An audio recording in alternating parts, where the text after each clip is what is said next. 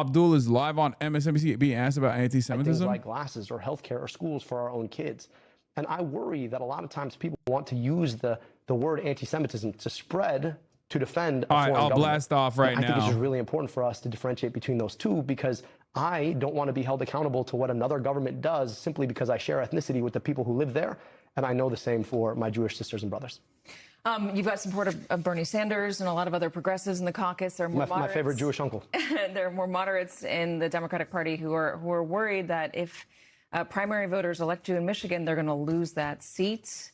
I guess, how will you feel if you are elected, the general election happens, and it goes to Mike Rogers? Well, we're going to do everything we can to beat Mike Rogers. I'll just tell you this. Who better to take on a guy who voted 60 times to raise prescription drug prices and then helped to architect the legislation that kicked off the opioid epidemic and then took a $14 million payout to be a pharma lobbyist than a guy who's a doctor who rebuilt the health department in the city of Detroit, eliminated $700 million of medical debt, and put Narcan in 100 locations. There is nobody better to prosecute that case than I will. So we're going to beat him by 7. We're going to beat him up and down the state, and we're going to show them what it looks like to actually campaign on strength rather than fear. If Democrats win in November, how should they treat Donald Trump's presidency? Should they start investigating him? Should they impeach him? Yes. Should they try to convict him? Should they go after this administration as furiously Will Abdul as they win the did? general? Fuck yeah, dude. Are you kidding me? It's already a blue wave year, and he is so well positioned to cook Mike Rogers. The day I take office in 2027. Number one, put as much sand in the gears into what Republicans are fucking idiots. They think, you know what they're going to do when Abdul wins the fucking primary, inshallah? They're going to literally open up unlimited maximum attacks against Abdul by being like, he's aligned with Hasanabi Piker. And we've seen that fail over and over again. And it's, of course, going to fucking fail in Michigan, too. They're going to be focusing on dumb shit like, oh, you're hanging out with Hassan Piker. And Abdul's going to be like, I want Medicare for all. What do you think is the way to win here? I know exactly what they're going to do. I'm telling you right now. I'm fucking calling it. Babe Ruth, I'm calling the shot. Okay? While they're busy talking about Hassan Piker, which will be the transgender of this Michigan race, he's going to be talking about Medicare for all and ending wars. Trump, if we fail to hold this one accountable, will actually be smart. Abdul El Sayed, candidate for Michigan Senate, thank you so much for joining us. I appreciate it. Good to have you in person. Thank you for having us. All right, coming up next is Minority Report. Did it predict the future? Okay. Rogers lost to a CIA agent? Yeah, I know. Rogers lost to Elisa Slotkin, dude. It's not even happening. Like, he is incredibly bad. New poll, by the way, speaking of Abdul, new poll alert, ladies and gentlemen. New poll alert. New poll alert. It's poll time. It's poll position. It's motherfucking Pol Pot. Abdul El Sayed, new Senate poll coming from Michigan, Lake R, B-rated. El Sayed at 34. Stevens at 31. McMorrow at 19. Bruh. Mallory, what did you do? What did you do, Mallory? New poll alert. A new Lake Research Partners poll of likely 2026 Democratic primary election voters shows Abdul El Sayed in the lead for the Democratic nomination for U.S. Senate. El Sayed has the most support and greatest intensity of support, highest favorability ratings of the candidates, and voters are liking what they are hearing about him. God damn. Now let me say something. Let me say something. Put some respect on it, dude. Put some motherfucking respect on it. Yeah, this was really funny. Zionists really just can't not steal things. Yeah. Track Islamist pack. Mallory kept pushing that voice like she was running for St. Paul City Hall. It confuses the minds of a Michigander. Can you do a... Holy Toledo. Holy Toledo. Holy Toledo is New York City. Can you hear me, New York? Holy fucking Toledo. You see this Shoycott W? Sure. When was the last time you met Jenna Marbles? I don't know. What a strange question. I have no idea. You're really stimming today, Unc? I mean, how was Stevens ahead of Mallory? What happened? What did I miss? Mallory McMorrow fell into the Goldilocks trap, okay? she was too progressive for the moderates and too moderate for the progressives. So the race is actually getting divvied up between Haley Stevens, Michiganders, Michigan's own Bobby Hill. Both Al-Sayed and Stevens have released internal showing McMorrow cratering to the third position. It might be coordinated strategy to get her out, but I think it's fair to say Abdul and Stevens are currently looking like the inevitable 1v1. Don't speak ill of Bobby Hill like that. I mean, she is Bobby Hill. Let's be fucking real. Okay? What I don't understand personally is how we got to a point. Why is it? Okay, we're back. We're back. What the hell? Oh my God. What the hell? Oh. My God, no way. Yo, I'm sorry. M is real high.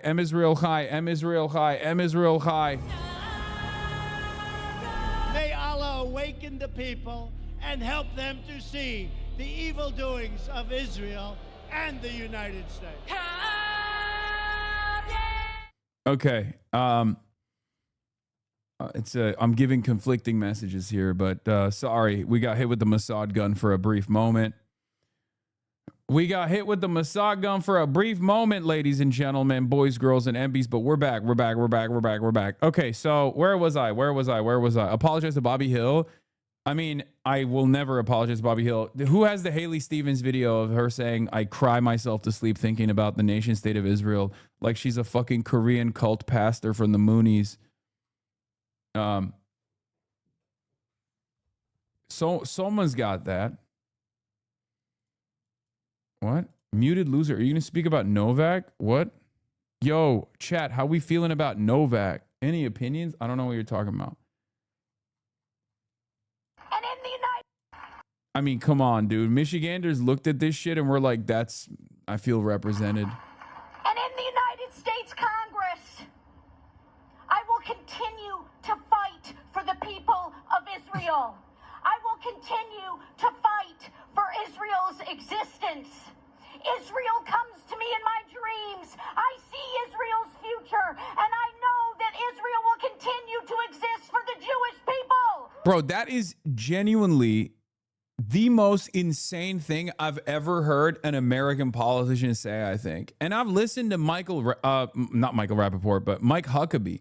Like, that is so crazy. I feel like Mike Huckabee would be like, all right, dial it back a little bit, Bobby. What the fuck are you talking about?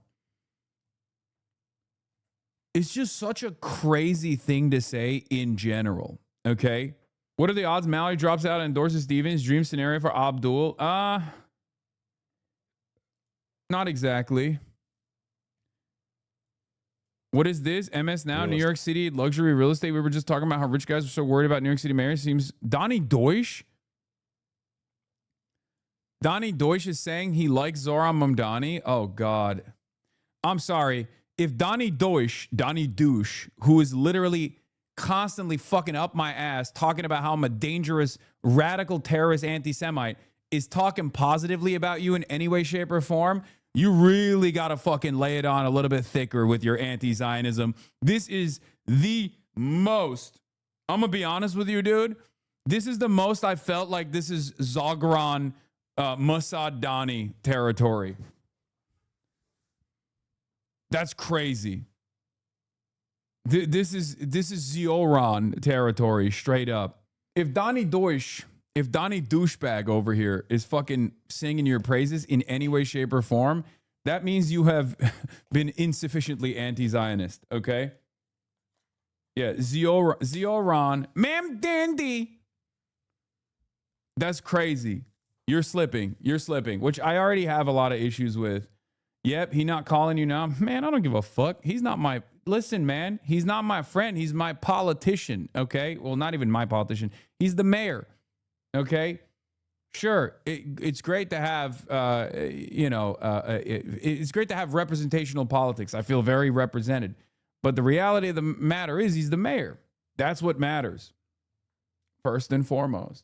Ma'am Dindy, he does a lot of great work. And sometimes he falls short on the Israel stuff. He's definitely fallen short. Anyway, Voted Steyer Ma wrote in Luigi Mancini for insurance commissioner. Consider my civic duty handled. Jesus Christ. I feel like having too many friends in politics is how we got here in the first place. What are you talking about? I'm not like the average person in this regard. Most people don't consider politicians to be friends in any way, shape, or form and don't have like direct access to them regardless. I was just saying, like, even though I can communicate with them directly, I will still criticize them. Anyway, the average voter. Oh, I saw this. Yeah. Dennis McClin, 43, social worker from Riverside, who said he was looking for a common sense on the issues of helping the homeless population that he referred to as the unhoused. I tried Katie Porter, but I'm a realistic person. I think she had a good chance of winning. So I voted for Javier Becerra. Bro, when I see stuff like this is the ultimate black pill. Okay. As a person who talks about politics professionally, as a person who is, directly involved in the political machinery nowadays, when I see the average median voter, like the average voter and the way that they think, I turn into that meme of like, we taught this monkey to look at the median voter and to understand the median voter, and he killed himself. And it's like, that's how I am the monkey. I'm the monkey who goes, ooh, I try to understand the multitudes that are inside of the minds of the median voter, and I kill myself, okay, in a video game. I am that monkey. Oh my God. I am literally. I'm Brian, kill me. Bro, you're about to get clipped, dog. What are you? Why? What? You got clipped, bro? Guys, context, okay? Context. That's insane. Riverside is trash as a pit. Hassan, you're not dumb enough to understand the median voter. Yes, I need to. I saw an ad once on TV, so I voted for them. Yeah. Do you think context matters for clips? Clipping famously has context. You're right. Okay, it doesn't matter. No, I'm not saying the median voter is a monkey. I'm saying a monkey was taught a monkey was taught about the median voter's attitudes, and the monkey killed itself. It's a very common meme, man. Jesus Christ. All right, enough. We're moving on. Listen, man, I'm about to drop a truth Moab. I'm going to dig deep into the earth's crust to unearth hidden knowledge. There's nothing a woman, pick one, loves more than a handsome twink, if not a doll. That's okay, cool. Truth nuke. Truth Moab. New York Times, Madeline Schnack, 22, a student at University of California, San Diego, who says she voted for Javier Becerra in the primary for governor despite some concerns about his consideration of oil drilling in California. I think both have pros and cons, but I've thought the pros outweigh the cons for Becerra. I'm gonna do it. I'm Brian, kill me. I'm gonna do it. I'm Brian, kill me. I'm Brian, kill myself. I'm Brian, kill me. Oh my God. Oh my fucking God, dude. What is going on? Dude, I swear to God, we like to think that Democrats are more intelligent than the average Republican, okay? A lot of people have deluded themselves into thinking, well, the Republican Party is a cult. It's true. They are a cult, right? And they go wherever Trump goes. There's truth to that. But I'm sorry, Democrats are just as fucking stupid, bro. Someone will be like, I'm a single issue voter for the climate, and that's why I'm voting for Javier Becerra, who is singularly funded by the climate destruction industry. Yeah, this is the meme. We taught this chimpanzee to understand the median voter's politics, and he hanged himself. That's how I feel. That's how I feel when I have to face the cold hard truth of like how voters make decisions. I am reminded of the black pilling realities that the average person doesn't know anything. Okay? Dude, I'm going to be honest with you. There are millions of people today that have no idea that there's an election taking place. Okay? So that's the norm. The norm is people don't even know that an election is taking place today. Okay? And then outside of that norm, there are those who are actually active enough to go out and vote, right? Which I did as well. Look at that. There's the sticker. I should probably take that out before it fucking turns into... Yeah, I voted. Okay, I voted. Here it is. Here's the reality. Here's the devastating reality. I fucking voted, dude. I voted my freaking face off. I love voting. You know this. You know this. And there were some candidates that I was excited to vote for, okay? There were some candidates I was excited to vote for, and then some candidates I was voting for that I wasn't so excited about. That's just how it goes, right? Put it on the cyst? No, I'm not going to do that. It's an unfortunate side effect of living and existing in California, Los Angeles. Oh, also, Hype Train Level 3, ladies and gentlemen. Please subscribe to the Piker Broadcasting Service, the People's Broadcasting Service, sponsored by you, the people, for you, the people. Subscriptions allow you to be able to reverse or hit the rewind button, okay? You can rewind if you subscribe. Here you go. I voted. Shit. I suspect it's not going to stick. Fuck it. Oliver Ma, I was excited to vote for. He's great. Kenneth Maia, he's great. Anyway, whatever. Listen. The tides have shifted so much. Oh my God, people were living for your take on Western countries being cooked to Israel with 23,000 likes. I mean, that makes sense.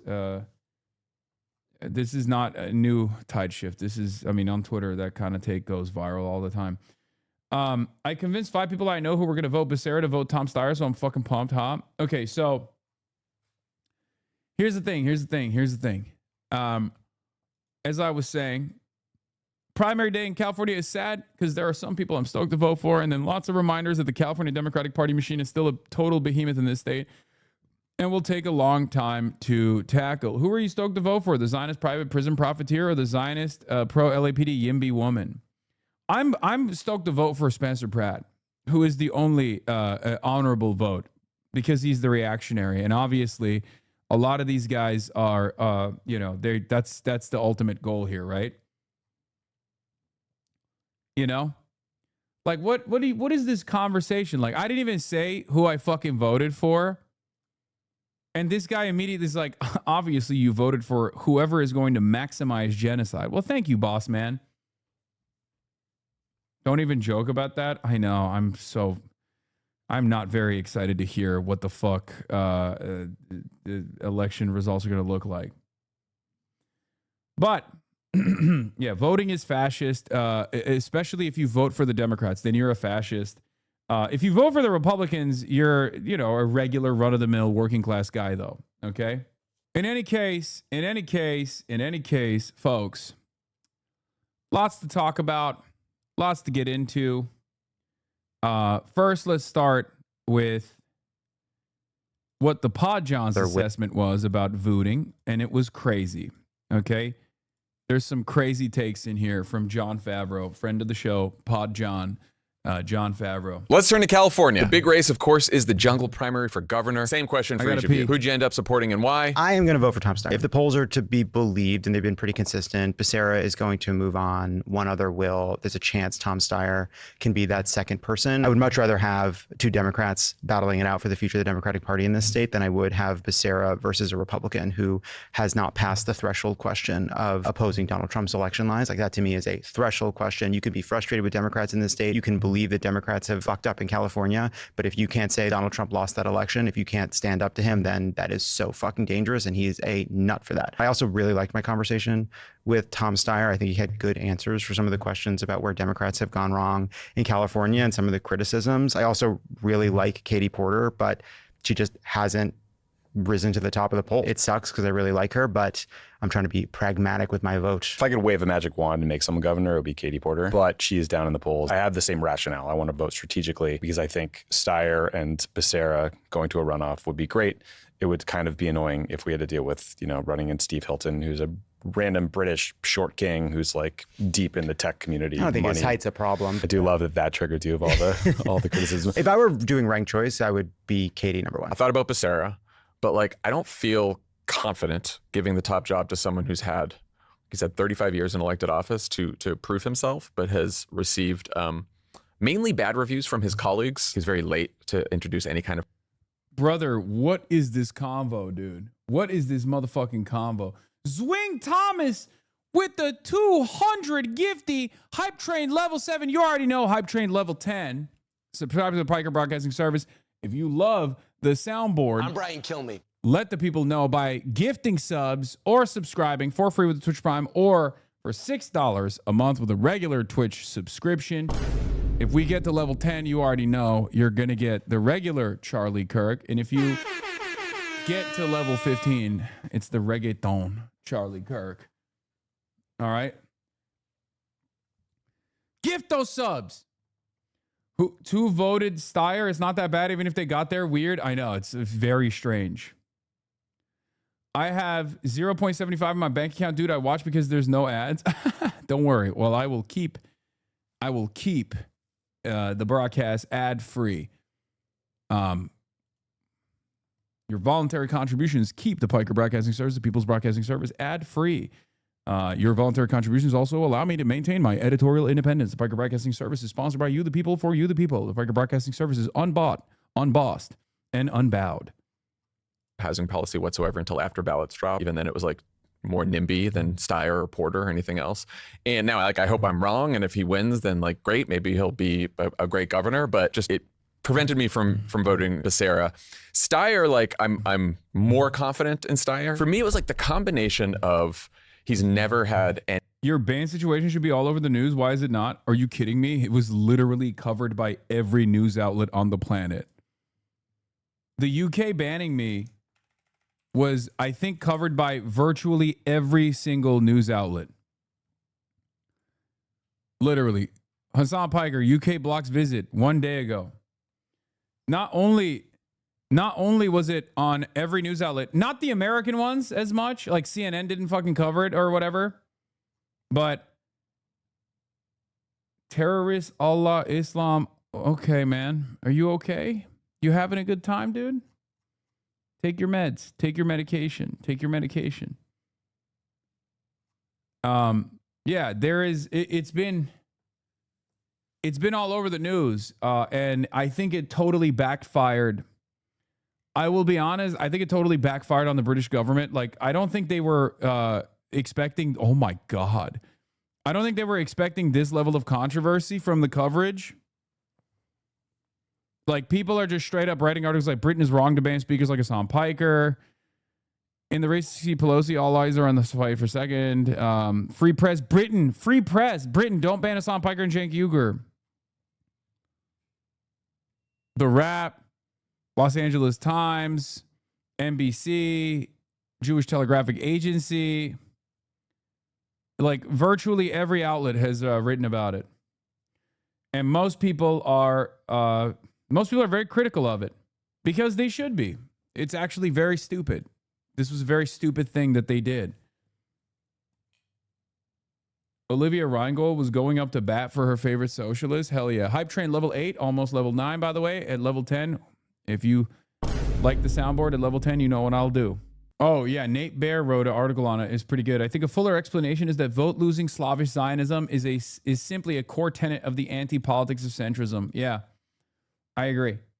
I wrote an email to my MP explaining my disgust. I was scared to read the OU post, but it was actually great. Glad to hear some institutions are sticking by their values. Yeah.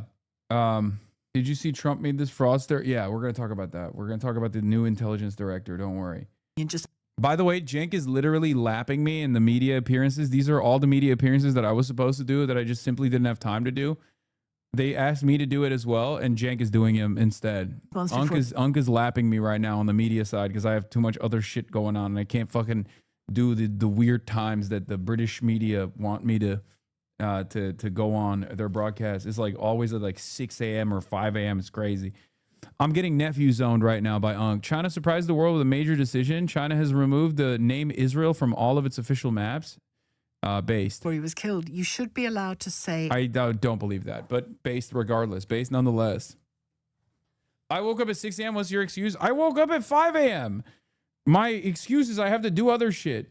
Outrageous things. All right, we're not going to do this right now. All right, we're not going to do all this. Let's get back to the weird calculation of the Podjons and who they voted for in the gubernatorial race. Any experience in elected office or governing anything, and is a billionaire who basically, like, you know, ran for president first, flamed out there, then spent just the GDP of a small country on this race. I like his positions better than Becerra and a lot of the other candidates, but I'm just like, there's just something a little icky to me about it. So I just voted for Katie Porter because I like her. It is the least strategic thing I could do, but that's crazy. Katie to me is like that is genuinely crazy. That is legitimately the craziest thing I've heard from this man's mouth. What the fuck is this guy talking about, bro? What the hell is going on? It's like I did a not even a protest vote necessarily, but he's like I wanted to vote for something, so I voted for Katie Porter. Is really funny because it's like, what are the redeeming qualities of Katie Porter that cause you to go, you know, this is who I want to vote for? Was it the I want to actually cut taxes for people making less than $100,000 a year? Like, I want to eradicate all taxes for people making less than 100 grand a year. That's what or was it the I'm against the billionaire tax of it all? Was that the reason? I never would have thought that one of the pod chants would be also the median voter. You know, going back to this. known her a while. The temperament with her staff stuff is obviously like, it bothered me a lot because like we've known her forever, and I actually didn't know that until those stories came up. I also don't think she's gonna win. Yeah, he was like, I didn't want to vote for Becerra because his peers don't like him, which is why I voted for Katie Porter, whose peers have been murdered by Katie Porter. That's a joke for the record. Okay, she's just abusive. She didn't murder anyone, as far as we know. I'm just kidding. Okay, don't get mad at me. Hype train level 9. And at this point, but I'm like, who do I want to be governor? She's thought about the job a lot. 1 minute remaining. She has like a really well thought out policy platform. She's actually worked on passing legislation and getting things done when she was in Congress. And I feel like she's just like done the work for the job more than anyone else. Anyway, for once, the libs are doing the vibes votes when the progressive left are doing the pragmatic votes. Yeah, it's funny. X-ray of a person voting for Katie Porter. Yeah, I saw Kyle's defense of me. Ben Shapiro is making up gross lies apparently, which is, you know, what else is new? That's an interesting take. I mean, I love the pod Johns, you know. That's an interesting take. I don't know what else to say. National DSA endorsement for Malak Kiros. DSA proudly endorses Malak Kiros for Congress. A PhD student, barista, former lawyer, fired from her job defending students protesting for Palestine. Malak is calling for an arms embargo, abolition of ICE, and Medicare for all. Send her to the office by donating today. Hell yeah. Congratulations. Another national endorsement for a DSA candidate. Hell yeah. Pod Bros proving that they always choose the most centrist option unless they have no other choice. That's not even true. They've been pretty fucking good with the insurgencies that are propping up or popping up all over the country. What about Maureen Galindo? Maureen Galindo still lives in our hearts, lives in our minds, and lives in our souls. Shout out to Maureen Galindo. If you write her in the general, she can still win. Remember that. Maureen Galindo heads rise up. Okay. Give us half a song. No, you failed. You failed me. Fox News is going to write this in the article. Hassan Piker is a Maureen Galindo head. Yeah, whatever. I don't give a shit, dude. They fucking lie about all of my positions anyway. Randy Fine also lying about me. What else is new? Hassan Piker's Cuba trip was bankrolled by Chinese interests. The so-called influencers are getting paid by foreign regimes to tear America apart from the inside. First of all, what the fuck would this have to do with tearing America apart? Like, this doesn't even make sense on its face. Like, not only is it ridiculous and he's obviously making shit up, but like the things that you're making up don't even make sense. How does this work? How the fuck does this work? How is like delivering? How is it in your mind that delivering humanitarian aid to Cuba would somehow destroy America? Randy, find your waistline was funded by Chinese food interests. Shut up. Nice tie clip. 70 years of what? It's the Japanese Communist Party. The Japanese Communist Party, 70 years. They're like commemorative 70 years tie clip. I love wearing this thing, even though they're revisionists and they're also anti-CCP, CPC. Randy Fine is not even a hog. He's a boar. I agree. Where were we? What were we doing? What were we talking about? Oh, yeah, the Pod Johns we talked about already. What's with so many black and brown people backing Becerra? Good on them. You know, have fun with it. I don't fucking know. Here's the thing, okay? I'm not going to make any statements or assumptions. All I'm going to say is the Democratic Party's turnout machine is still very, very powerful in the state of California, okay? Tom Steyer is a white billionaire, so obviously he has a long way to go to win the approval of these demographics that understandably are going to be skeptical of him, okay? And that's a normal and healthy skepticism to have, right? However,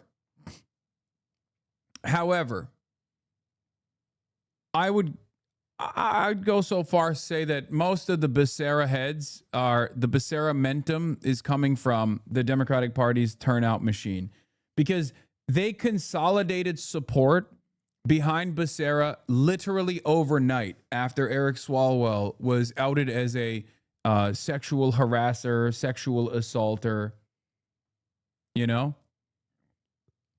And I think that there are a lot of people who are just like, okay, I'll go vote for whatever community leaders are telling me to vote for. That's it. And it's not even like the bots, because I think the impact of the bots are a bit overstated. Because I saw the article about like, oh, there were Becerra bots that came out of nowhere. I think it's an indication that like a lot of moneyed interests very quickly wanted to attack Tom Steyer because they were worried. They wanted a machine politician up there. And that's what happened. SEIU and the like, unfortunately, yes. The SEIU endorsed Tom Steyer, though. The problem is California labor unions and labor unions across the board, like the major ones, can either be very good, but when it comes down to elections and who they are endorsing, they're very bad.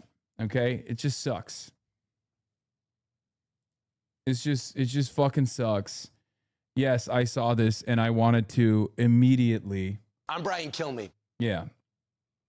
It's just, this is it over and over again. When I hear about shit like this, I think they both have pros and cons, but I thought the pros outweigh the cons for Becerra. In the end, I didn't want to vote for a billionaire, so I voted for the guy backed by every billionaire. Fuck! That's a white person, not a black or brown person. Wait, what? It's not about fucking black and brown people either. Okay? It's just about American voters. Okay? That's it. That's my argument. It's about voters. And remember, this is a 22-year-old who is voting in the motherfucking primaries. So this is the highest, this is the least likely voter of all time. Their level of interest and level of knowledge in American elections is beyond comprehension. Her peers don't even know what the fuck's going on. Most 22-year-olds do not know that there is an election today, okay? The overwhelming majority of 22-year-olds do not fucking know that there's a primary happening today. So this is a person who knows that there's a primary happening. This is a person who's read the policies and is kind of aware. This is supposed to be the educated voter. Far more educated. Anyone that goes out and votes in the motherfucking primaries is far more politically active than the average American. And this person looked at the policies, looked at everything else, and was like, you know what? I want to vote for the guy that's being backed by Philip fucking Morris. Okay? When you're getting backed by Philip Morris, I feel like you've already maxed out on every single lobby, that you're going after lobbies that don't even exist anymore. Okay? The big tobacco lobby is gone. Okay? It's gone. It just doesn't even make sense for the big tobacco lobby to to pump any candidate.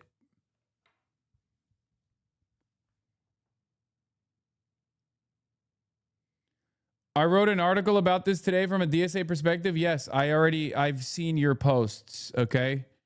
I saw your post. The billionaire on the ballot, what Tom Steyer teaches us about guides. I see the geese writers all the time.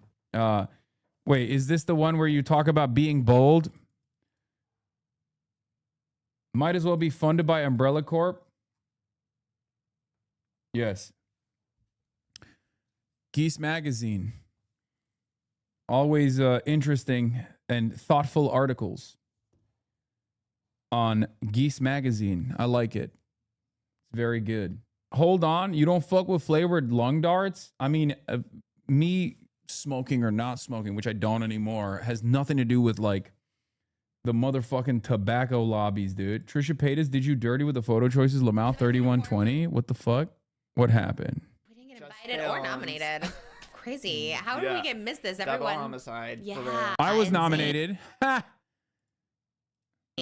Hassan Piker can't go to the UK, but he did get nominated for the Lost Culture Did he go? Awards. I don't think he made an appearance. He probably should have. Why can't he go to the UK? They revoked his visa. Oh. Yeah. Him and his uncle. Is he not a citizen? And his uncle? Mm-hmm. What are these photos? What the heliante? Oh my God. You guys don't have to do me like this. Okay? Also, Trisha Paytas is he not a citizen? Yeah, I'm not a citizen of the United Kingdom. Trisha Paytas. That's so funny. Dog, that's you. Man, that's not me. That's the old me. When I'm fucked up, that's the real me. This is old me. It's fucked up. This is from 2014. Okay? There should be an embargo on photos where you're trying to blast fits in 2014 with long T era, zippers on the side. That should go. That should show you that this is devastating. It's AI, bro. It's AI. It's AI. It's AI. This is AI. Is woke one was wild, but this is pre-woke one. I'm looking like a fucking Urban Outfitters model. Look at the goddamn bowler hat that I got on. Skinny jeans. Damn. What? Of the UK? No, he's not a UK citizen. Oh, well, how do you I think there revoke was a visa? South by Southwest conference they were supposed to go and South give by a South. speech. And she's like, All right. I mean, that's sad that he can't be let in, I You have suppose, a but visa into my home, Hassan, anytime. okay. You need. Just And it's Pride. Come on. okay. Oh, because he didn't go to the Las Culturas Culture Awards. Oh, I wonder got if he it. won. He should have won, I would think. Okay. Yeah. But Molly from Flopcast, she went. Oh, Yes. did she get nominated? She bought. That's crazy. You age like wine. Thank you. Those are photos from 2014. That's like literally 12-year-old photos, by the way. Like straight up.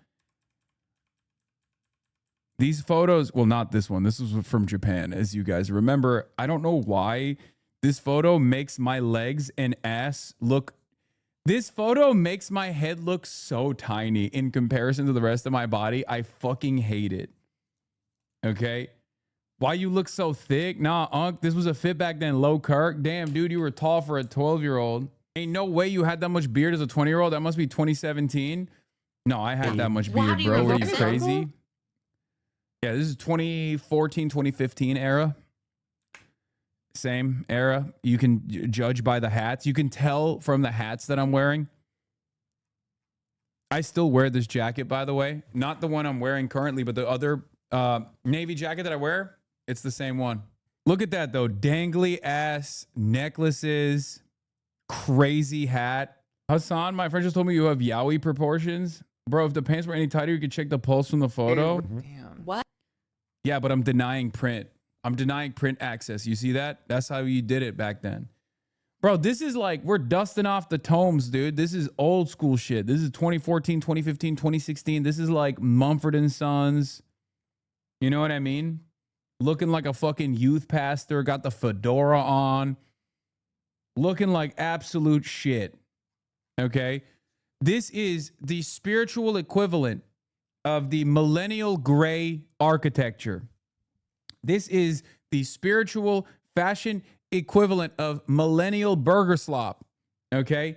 March and I, whenever we go places and they have the millennial burger slop music playing in the background, we'll point to it. Like, we'll be like, look, see, it's millennial burger slop. It's like a It's like a place where they just weirdly have an ampersand logo on the wall with lights on it. You know, rustic vibes with the fucking high chairs. They're making micro brews as well. And it's the same in every other fucking city, in every goddamn state. All the flyover states have the same exact shit. Stomp and clap music. Diet Coke being served in mason jars. You're like, this is crazy. Why is this still a thing? Yeah, Edison bulb slop. Yup. This fit is from that era. Back when that shit was popping, okay? The other peak Hasanabi era, brolic as hell. This is not even my most brolic. What do you mean? Dude, oh my God. In the post like Kayagate universe, they will point to this to be like, he fucking abuses his dog. I just realized. Perception is everything, right? Now, anytime like there's any photo of me and Kaya or any video of me and Kaya, they literally fucking say, oh, you're a dog abuser. Look at you abusing your dog again. Oh my God. Oh my God. She did not fuck with the pool at all. She does not like the pool. There we go. Come on, you're doing great. That's her first time in the pool. I'd say that was a relatively successful mission. Yeah. You look so young here, aging backwards. Buddy, this is last year. And it's just because I don't have a fucking beard and a mustache as prominent. That's literally it. You guys always, you're dupe. You're like little babies, I realize. You're like little babies who are like, oh my God, this baby actually freaked out when her father shaved his beard for the first time. That's you, chat. You seem happier. I mean, my life has changed. And for not for the better, but certainly for the worse. I'm literally now persona non grata, public enemy #1, internationally recognized terrorist. Not one, not two, but 3 different government ops. 4 if you count Turkey, Israel, the United States, and now the UK as well. Turkey's already been the OG government op. Things are fucked up, folks. I'm not going to lie to you. But we're making some changes. Brother, I scare myself when I shave is fucked up. Okay. But sometimes you just gotta keep fighting. You gotta put up a fucking strong fight and keep pushing through it all, you know, and hopefully we'll get out on the other side in a positive way. Your ass is getting chewed. I fight for you though. Oh my God, I know. Threads is a devastating activity, by the way. Anytime you say anything about fucking Tom Steyer or Javier Becerra on Threads, you get inundated with Becerra heads. Haven't met one in the wild yet. But yeah, if you live in New Jersey, 12, Trenton, Plainfield, Princeton, Ewing, Plainsboro, most of Middlesex and Somerset, please get out today and vote for Adam Hamawi, a former combat medic who saved lives from ground zero to Gaza. Did you see the internet's favorite historian got your back? Who's the internet's favorite historian? William Dalrymple? I didn't know that this was the internet's favorite historian. Britain has blocked Cenk Uygur, a left-wing Turkish-American media personality, and his nephew Hasan Piker, a U.S. left-wing commentator and influencer, from entering the country to speak at events. Both say, "You're not the hero woke wants, but the one woke needs." Yeah, you're in the new Cato survey. Take a day off, dude. Never do that again. Is this true? Hasan Piker has started Euphoria. It's true. I did. It is real. I did start watching it. Also, this is a very Euphoria coded photo for some reason. I don't know why. Hasan at Oxford Union. Okay, Auntie. Hasan, you should really talk to Dalrymple, a Titan historian and a genuinely good person whose worldview is aligned with yours. Dalrymple. Uncommon name. Don't worry about it. Okay, sure. Isn't Euphoria based on an Israeli miniseries? Yes, and it's also spiritually a very Israeli show, and that's not just my assessment of it. What is this? They're calling you a DNC plan. Hasan Piker is represented by WME Group, the same Democratic Party linked Hollywood talent agency that represented Donald Trump and still represents ex-U.S. Ambassador Daniel Shapiro, Israeli politician Nathan Sharansky, Hillary Clinton, Joe Rogan, and countless other political operatives. In the last 24 hours, Piker's speaker page was wiped. Wait, what? His supposed block from entering the UK is a fabricated scandal for a fabricated man? Wait, what do you mean it was wiped? I didn't even know that that was the case. What are these guys talking about? Dude, I don't think they understand how talent agencies work. It's so funny that they'll be like, oh, dude, you're a fucking DNC actor. You're an operative. And it's like, no, man, I've been represented by WME for a decade at this point. And I've been very open about how they fucking gave me a boss call in the aftermath of October 7 and were like, you need to shut the fuck up. And I was like, no. And they still, weirdly enough, chose to represent me. I don't know why. But yeah, WME is literally owned by Ari Emanuel, brother of Ram Emanuel. Okay? Ari and Ram's dad was in the Irgun militia. These are all things that I'm very open about. I don't think these guys understand how this works. Okay?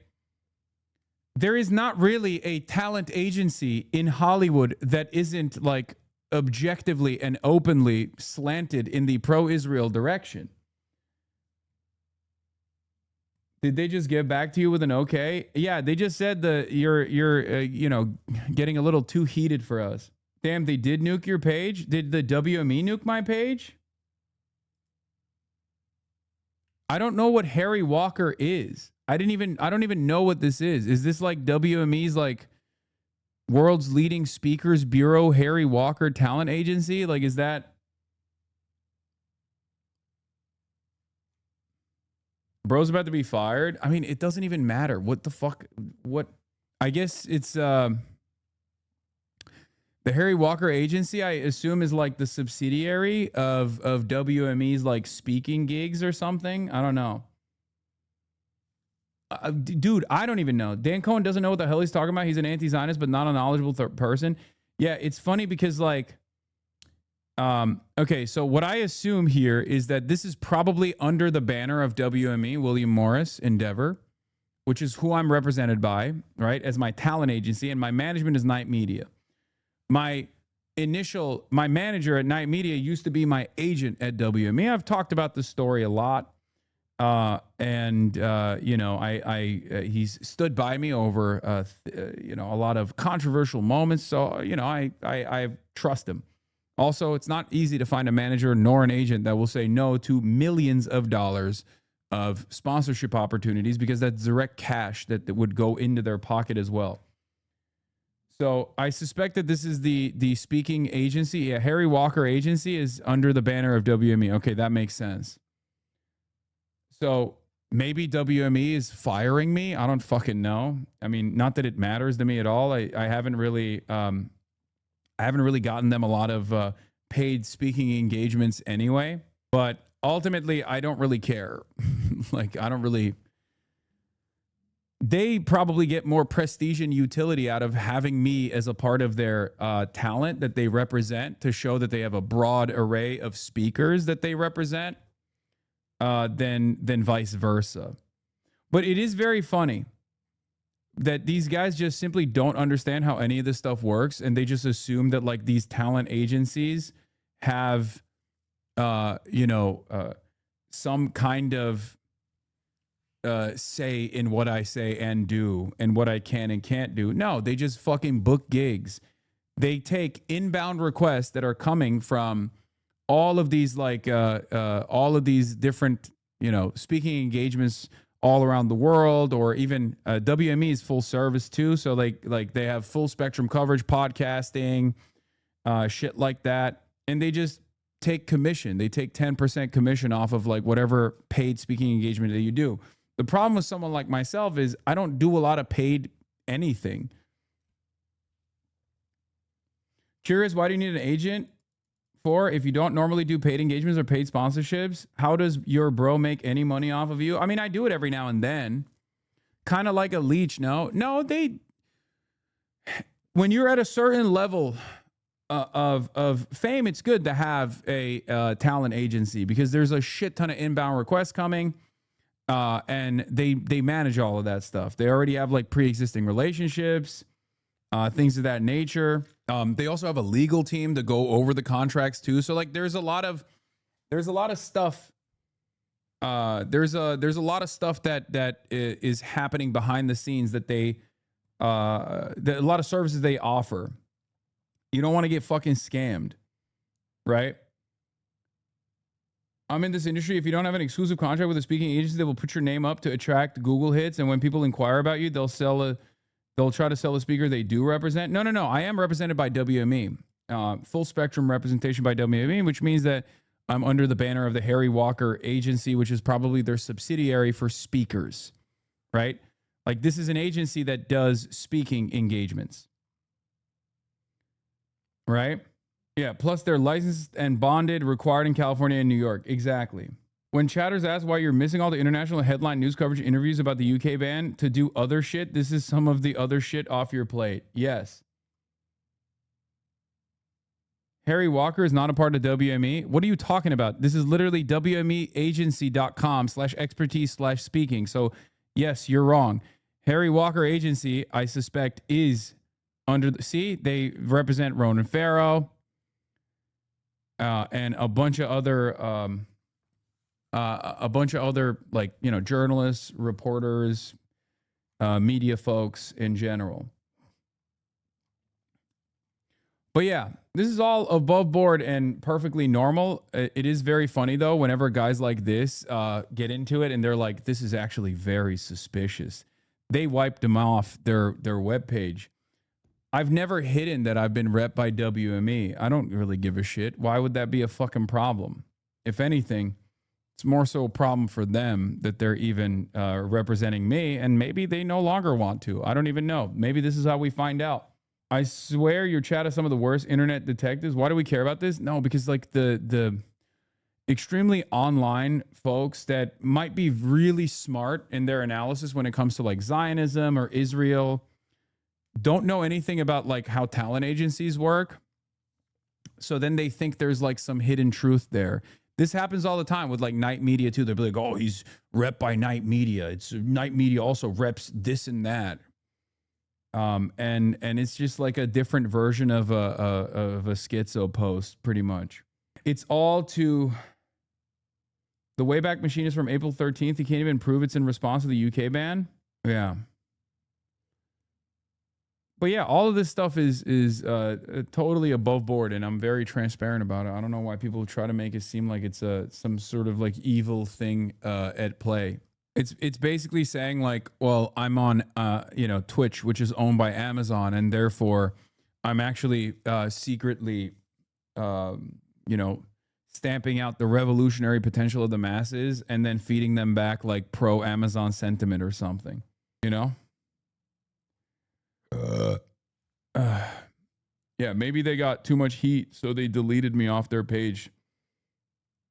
I'm gonna ask my manager what the fuck the deal is. You described Dan Cohen to a T, but a lot of faux leftist types will believe him. Yeah, I mean, I don't really care. What are you gonna do? I think it's cool that people have some schizo beliefs. Let them believe schizophrenic things, dude. Who cares? Let them hallucinate a little bit. It's fun. It's fun. Maybe it was a DDoS thing. No, probably not. Anyway, I like to hallucinate that you're a gamer sometimes. Anyway, speaking of hallucinations, here's Ben Shapiro hallucinating that I'm, fantasizing alongside my uncle of death and destruction for millions of Jewish people, apparently, which is not so much a hallucination, but more so straight up slander, I guess. But let's very online personalities, left-wing streamers who are beloved by a lot of the mainstream media in the United States, both supporters of various terrorist groups and foreign governments. No, we're not supporters of Israel, Ben. That's you, buddy. It was a big story over the course of the last few days that the UK had denied entry to them.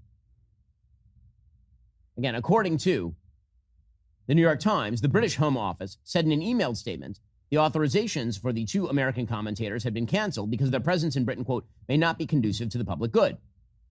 The Home Office said a decision to deny entry for that reason was based solely on an assessment of the potential risk an individual might pose to British society.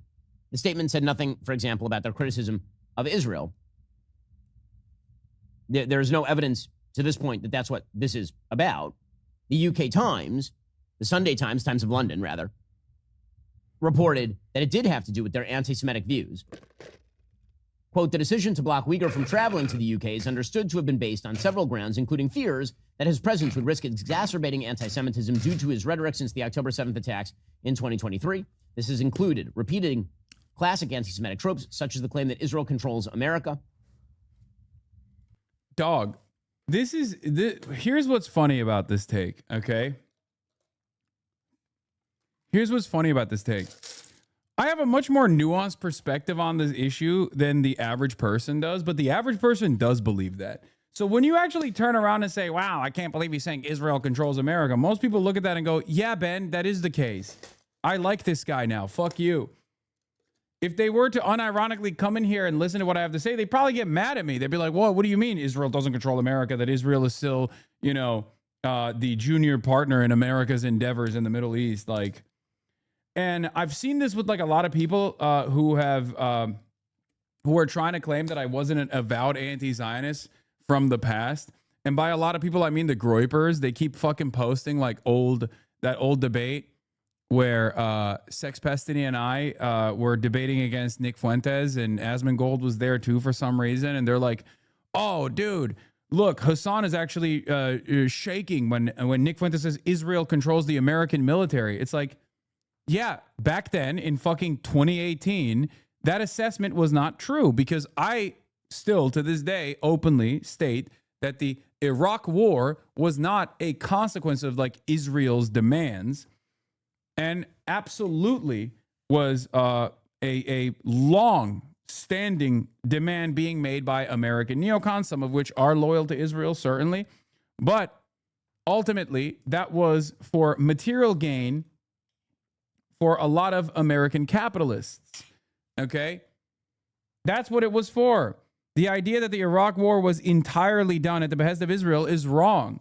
It's not the correct assessment at all. However, if you were to say the current iteration of the Iran conflict is directly because of Israel's push, and Trump was crazy enough to fucking lean into it, then yeah, that's a different assessment. Okay? Did Israel want America to go wage war in Iraq? Absolutely. It's not a question that they did. Benjamin Netanyahu came to the American Congress and openly pushed for it. Having said that, however, I would give it like a 25% as far as like what level of involvement Israel had in us going to war with Iraq. Maybe it pushed some people over the edge and caused them to be on board with it. But ultimately, there were obviously a lot of capitalist interests at play in why we went to war with Iraq. That was an instance where our interests were directly aligned with Israel's interests. With Iran, however, that is a very different attitude. Nick Fuentes doesn't even defend Hezbollah or Hamas's right to self-defense, waste of time grifter. Yeah, not only that, but he also literally calls me a fucking terrorist all the goddamn time, just like Randy Fine does. And he calls me a terrorist for the same exact reasons why Randy Fine calls me a terrorist, mind you. And on top of that, he does not ever fucking defend Palestinians or Lebanese population's right to fucking resist against Israel at all.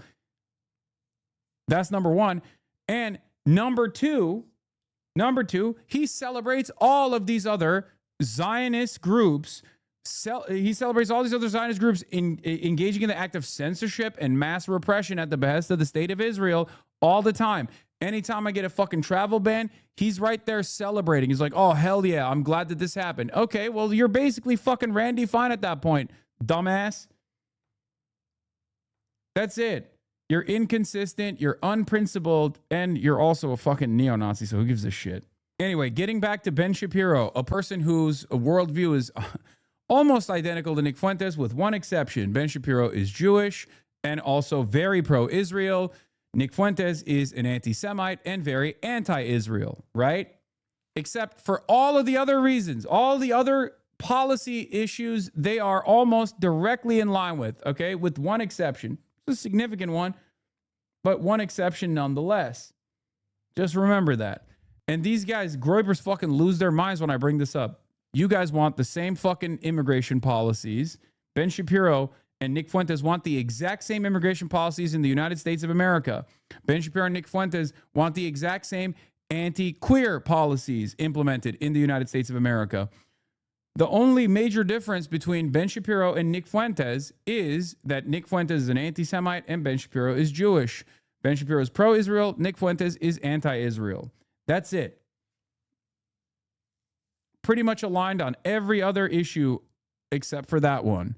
And that's part of the reason why these guys have been able to, you know, exist in the same landscape for the longest fucking time. So, again, this reporting is the basis for why Cenk and Piker are claiming that they are being banned for their feelings on Israel. Piker himself is suggesting that he is not anti-Semitic, right? He is just anti-Zionist.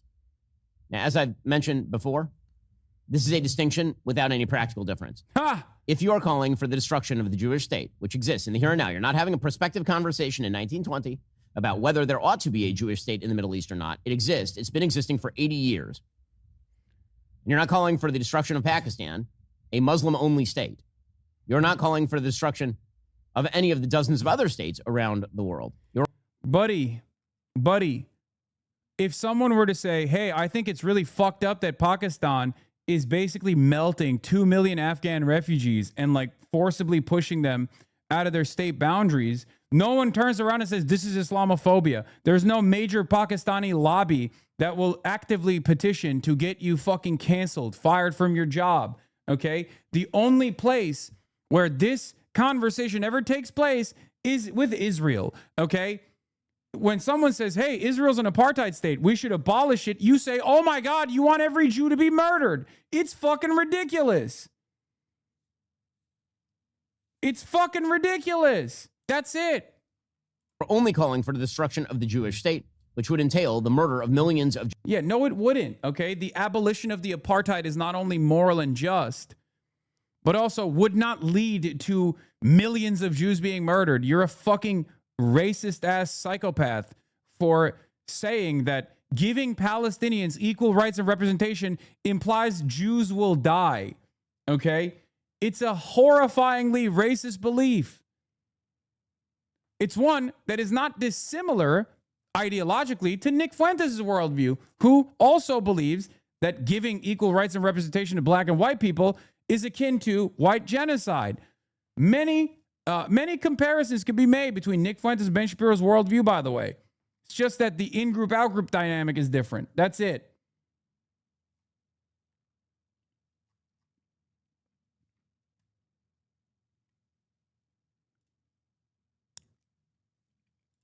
Here's LBC also covering the Oxford Union thing.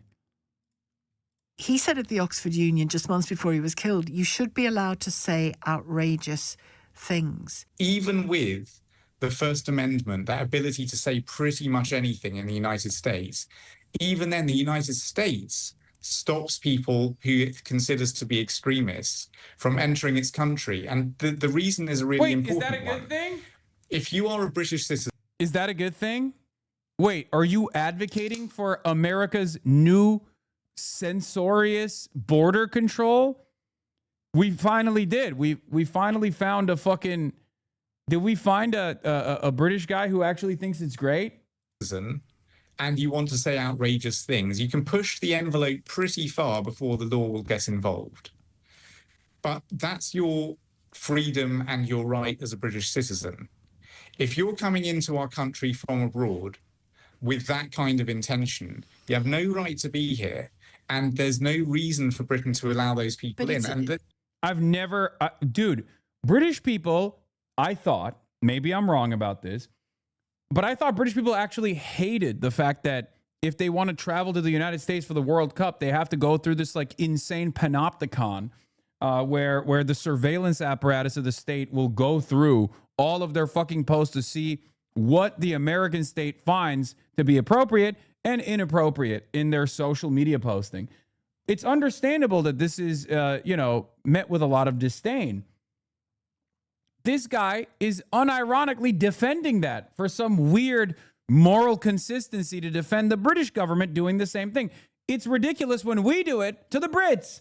It's ridiculous for the British government to do it to us. What the fuck is going on? It's like a race to the bottom here. These guys are... Yep. It's important that we apply that to everybody, though, and isn't it? And the reason I raised Charlie Kirk is that the way he was killed was absolutely disgraceful. The fact that he was killed for what he said was absolutely disgraceful. But when he was alive, plenty of people argued and could argue, I think, legitimately, that some of his views were extreme about sexuality, about gender. He was allowed in. Should he have been? He said at the... Yeah, well, this guy's going to be like, well, I agree with him. I agree with what he's saying about the gays and the transgenders, love. That's why he should be allowed. Whereas this Hassan Piker person, I don't agree with, which is why he shouldn't be allowed. I should get to the fucking decide.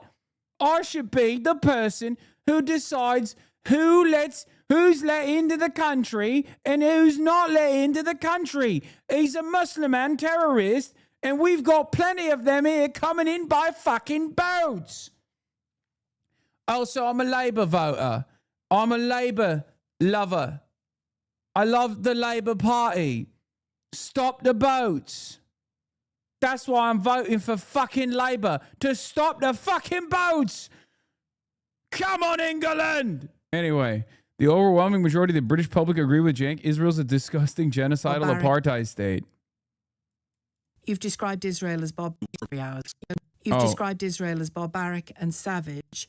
You've claimed Israel uses Jews as human shields. Your critics claim that you're sitting... Why was he crying? He was in tears, dude. He was tearing up thinking about how barbaric the savagery of Israel is. Dangerously close to the kind of language that is creating the kind of conspiratorial fever that's led to a huge amount of anti-Semitism. Dude, I love this because it's not a conspiracy theory. It's just what happened. So if you want to tackle the growth of conspiracy theories that like Israel controls the UK or whatever, okay, then you should be in opposition to actions like this, because actions like this actually show people that there is maybe more than just a suspicion that Israel has tremendous amounts of influence over what England gets to say and do. Okay, who England allows into their own borders. Like, you can't just say this is a conspiracy when it's literally happening, you know? Like, yeah, it's we thought it was really fucked up that you said Israel controls the UK and the United States of America. So we just, chose to bar you entry into the country at the behest of Israel. Okay, so what's the argument? You just fucking decided to lean into it. You were like, fuck it, we ball. On our streets. Now, we cannot lay all of that. We cannot lay all of that at your feet. Of course we can't. But do you ever question the language you use? No, not at all. I question whether it should be tougher.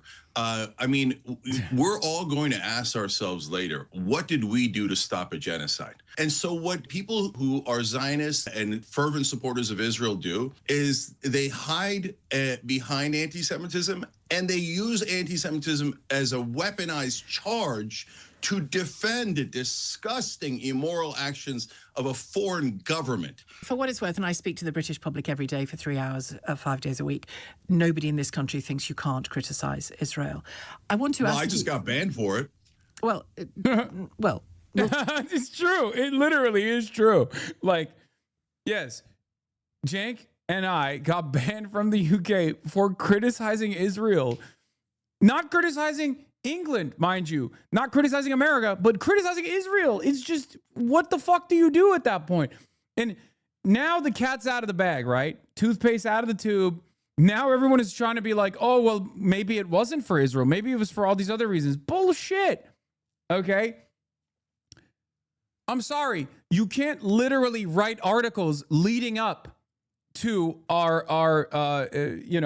entry into the country being like, Jewish groups that are pro-Israel want to bar entry into the UK for Cenk Uygur. Well, not even Cenk Uygur. We didn't even know that Cenk was actually a part of it, but there was a big push to stop me from entering the fucking country. And then all of a sudden, when we actually are stopped, right?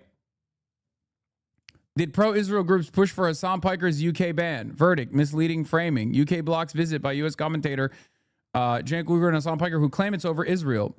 The ban was the outcome of several British Jewish communal organizations that openly campaigned for. The Community Security Trust urged event organizers to drop Piker, calling his record of promoting rhetoric that includes anti-Semitic themes, denial of well-documented atrocities, and apparent support for extremist groups entirely unacceptable. The Jewish Leadership Council said his presence is not conducive to the public good. Labor MP David Taylor separately urged the Home Office to revoke Piker's travel authorization before his South by Southwest London appearance. And then after the decision, the Board of Deputies of British Jews welcomed it. So not only did they push for it, but they took ownership over it, and then they celebrated it, and then they want you to fucking think that this is like, they want you to not notice this, okay? They want you to be like, no. We get to demand it.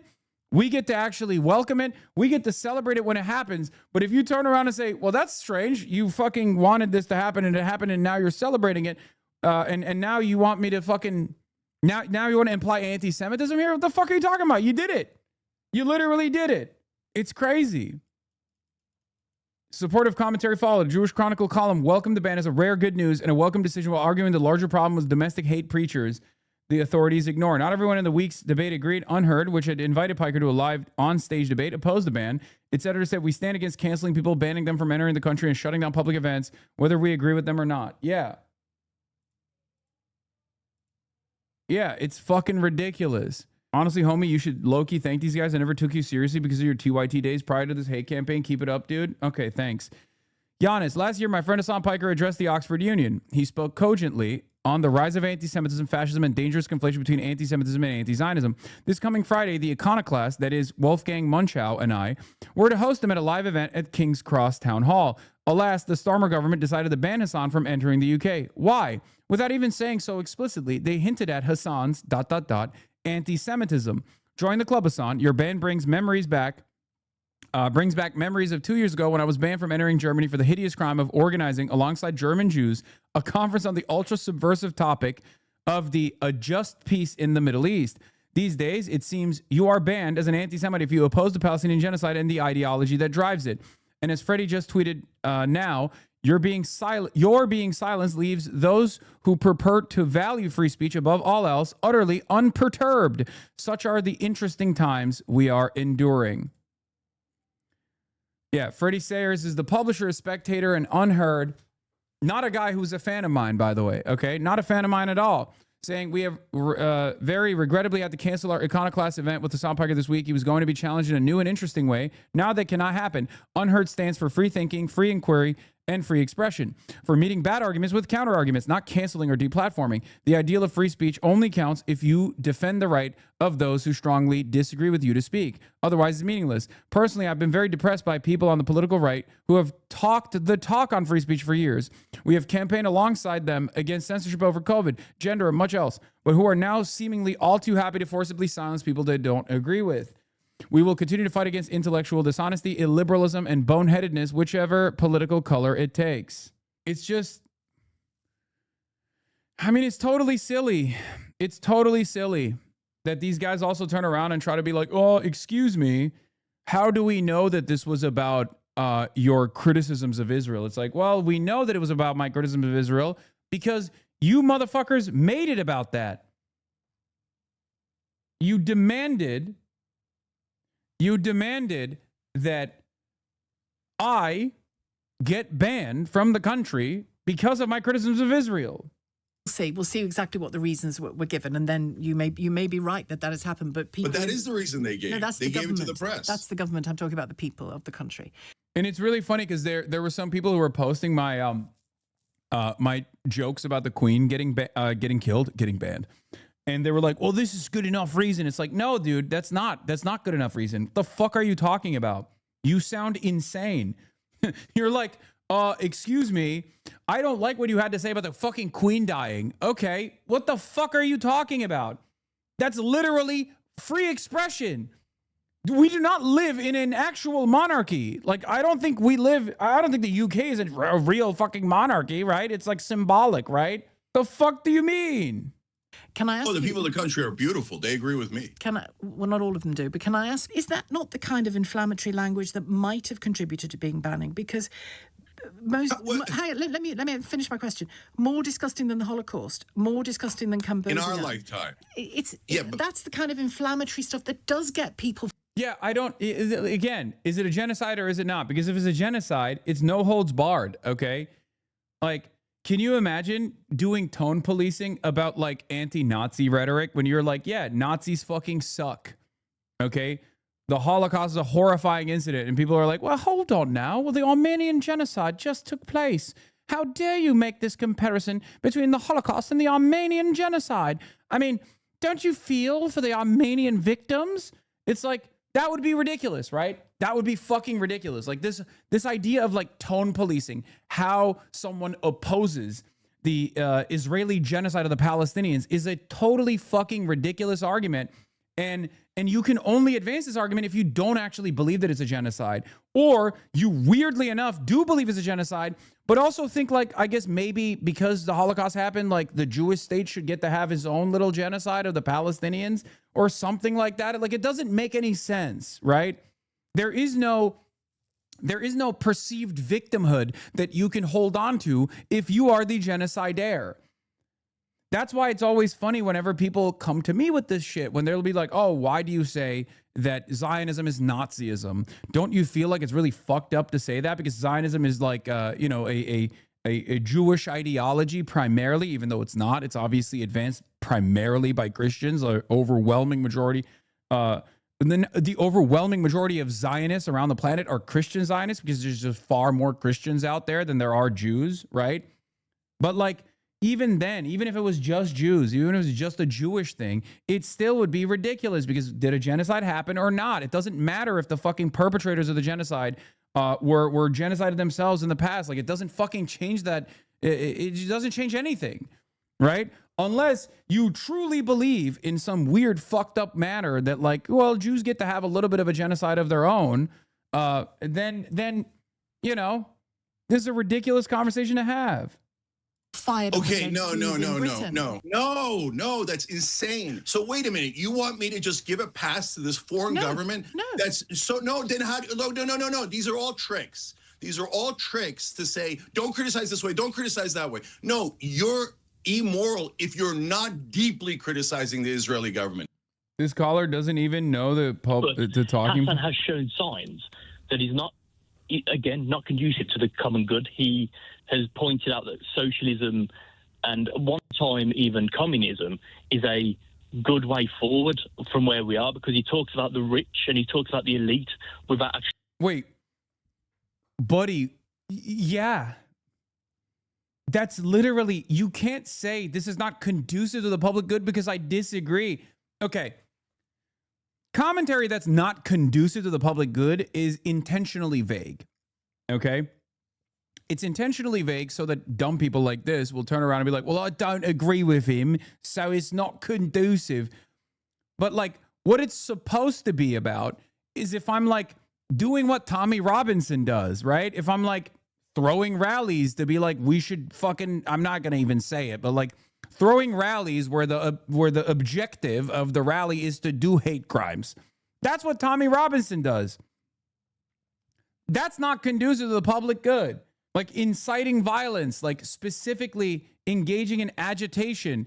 If the charges of you know, my commentary were true, if I was actually trying to do rallies where we're talking about like hurting Jewish people or something, then yes, that's not conducive to the public good. And there is perfect validity for a country. It's perfectly valid for a country to be like, we don't want you here. What the fuck are you talking about? And it's the same for every group, right? Not just Jewish people, but just like if I was trying to fucking put together a rally to bring together a fucking lynch mob to go and harm Muslims, then yeah, it's understandable that the country would be like, no, sorry, we're not letting you in. The problem is I'm not doing that. I'm not doing that. They're claiming that I'm doing that. There's no evidence that I'm doing that. There's plenty of evidence to suggest I'm doing the opposite of that, right? Like, ultimately, it's ridiculous. Ultimately, it turns into, sorry, you are in opposition of my emotional support apartheid state that has done a genocide, and therefore, I don't want you to be here. I don't want you to be in this country. You mentioned that he's one of the rich. So, because he's a multimillionaire himself, and he goes, the rich is this, the rich is that. So he's got his priorities misaligned. So I think what the Home Secretary has done is... This doesn't even make sense. So I am rich, but I also want to kill the rich. So I want to kill myself. Like, how does this work? It doesn't even fucking make sense. I break people's brains so hard with this shit where they're like, socialism means you're supposed to be fucking poor, lad. Socialism implies you're supposed to be fucking poor. And he's actually a trillionaire. How does it make fucking sense? It makes me angry. He shouldn't be allowed.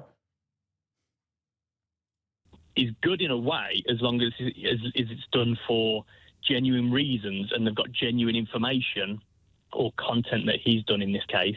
I feel like she's having a hard time trying to make sense of what this guy's argument is. To say, no, we don't want him in this country. He's just going to try and disrupt the nation's harmony, shall we say, if there is any at the moment. But I think we do still have some harmony, but yeah, it is fractured for sure. Matt, I must leave it there for time reasons. Thank you very much for your time. She couldn't even respond to it because it was such a stupid point. He's disrupting the national harmony, lad. What the fuck? He's disrupting the national harmony. He's rich, but he hates the fucking rich. He says, eat the rich, but he's fucking rich. How does it make sense? Unlike me, a very consistent man who says, fuck the migrants, stop the boats, as I go and eat my curry chippy. All right? That's not a contradiction. It's real life, innit? I can see why we needed to have the First Amendment if this is the average Brit. Yeah. All right. But yeah, I already covered this, but really good numbers coming out here with Abdul El Sayed at 34 and net favorables at El Sayed, placing him at plus 44 net favorables. Stevens at plus 32 and McMorrow plus 27.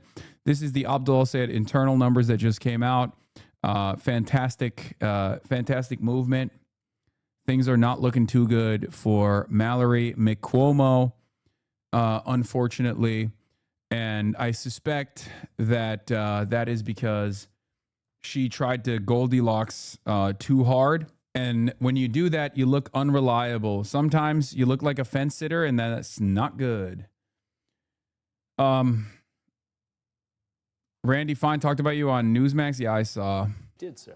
Well, I do, and I think it brings up a much greater point, which is the influence of foreign money in the United States. Dude, Randy Fine is saying the influence of foreign money in the United States is so funny. It's like, brother, you literally have an Israeli flag in your office. What the fuck are you talking about? Like, you are Israel's fattest supporter, okay? And to be fair, there's plenty of fat people who support Israel. Plenty of, there's nothing wrong with being fat, okay? But in a legion of large and in charge supporters of the state of Israel, he is the largest.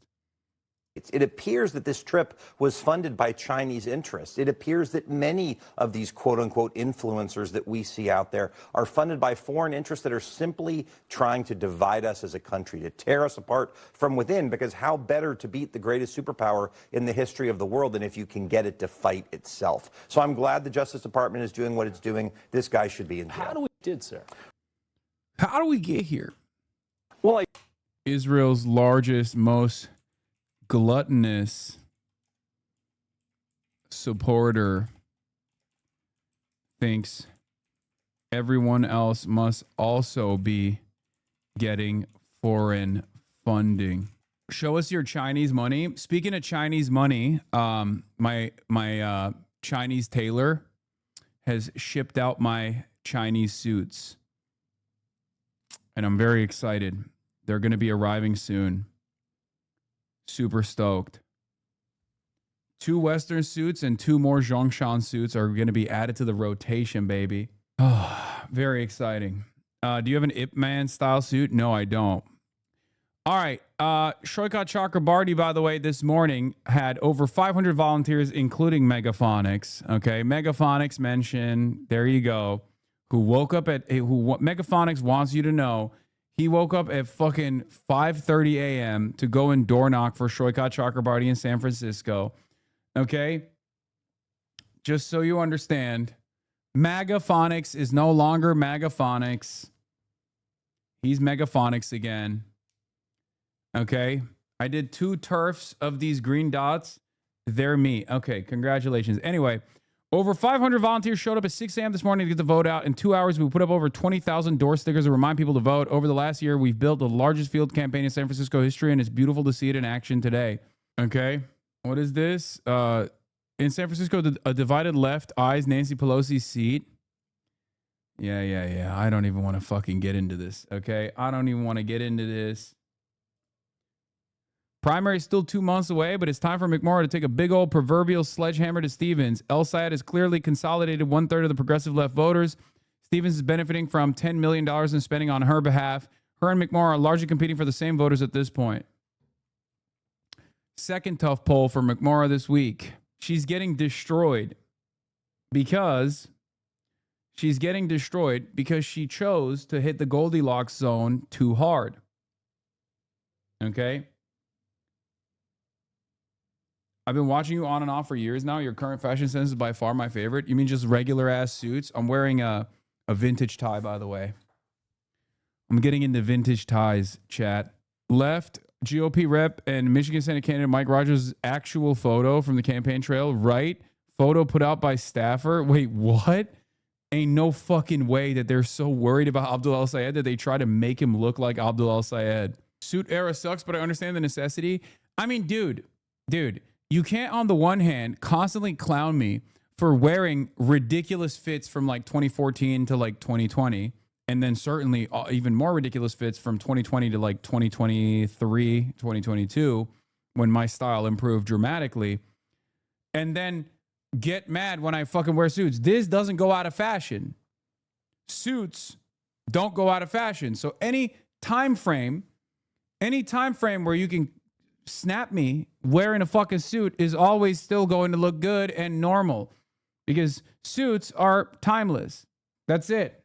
Toledo man concerned trolling Maine's strongest sexter.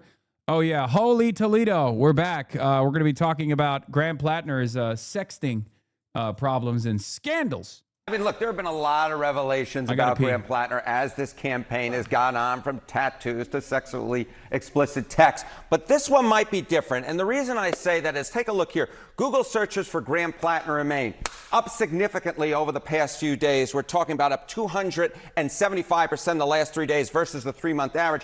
And more than that, more people search for him on Sunday in Maine than at any point that I could find, even given the past revelations about the tattoos as well. So it seems to me that this time may in fact be different, where Mainers' focus on Graham Plattner is higher. This is interesting because people might say, oh, there have been so many scandals, they're inoculated to it. Nothing new to see here. This might indicate otherwise. This might indicate otherwise. More people searching for him on Sunday than ever before, and the search is way up versus the Okay, average. how have the prediction markets changed? Yeah, okay, so one of our first glimpses into how this might affect Plattner's electoral fortunes is from the prediction market. So you can see this right here in the Kalshi prediction market. Chance to win the Maine Senate race. Now, of course, there's still that Democratic primary that Graham Plattner is heavily favored to win. So we have Dems, Republicans, the likely Republican nominee, of course, being Susan Collins, the incumbent. You go back, May 22nd, what was that, about 10 days ago, Democrats had a 70% chance. That's essentially Plattner had a 70% chance of winning the general election. Now, that number has fallen. It's fallen rather significantly. Look, he is still the favorite according to the prediction markets, a 59% chance, but you're basically going from about a 7 in 10 shot to about a 6 in 10 shot. This is now a race that, if you were projecting it out, I would say would be well within the margin of error. I dare say too close to call, although Plattner's still favored, but his chances have gone down significantly, and Collins' chances have gone up significantly. And part of the reason this number here will make Democrats in Maine nervous, I think, is because of the incumbent Susan Collins, her history. She's been very resilient, despite being seen as vulnerable for decades. Despite being seen as vulnerable for decades. She was first elected back, I believe, in 1996. But if you look at the last 3 times that she has run, take a look at the polls underestimate Collins and Maine. In 2008, the polls underestimated her by 8 points. 2014, the same thing. The polls underestimated her by 12 points. In 2020, the polls estimated her by 12 points. Oh, my goodness gracious. And she was down about 10 points before any of the revelations came out this weekend, which, according to the past polling errors, she would be well positioned to make it quite the race. And if, in fact, the prediction markets and the Google searches suggest that this race will, in fact, tighten, well, then Graham Plattner's lead may very well be lower than the past errors that have, in fact, allowed Susan Collins to win like they did in 2020 when she was trailing the pre-election polling. It was always going to be difficult for Democrats to take the Senate in this election, but really any path to taking the Senate goes through Maine. Yeah.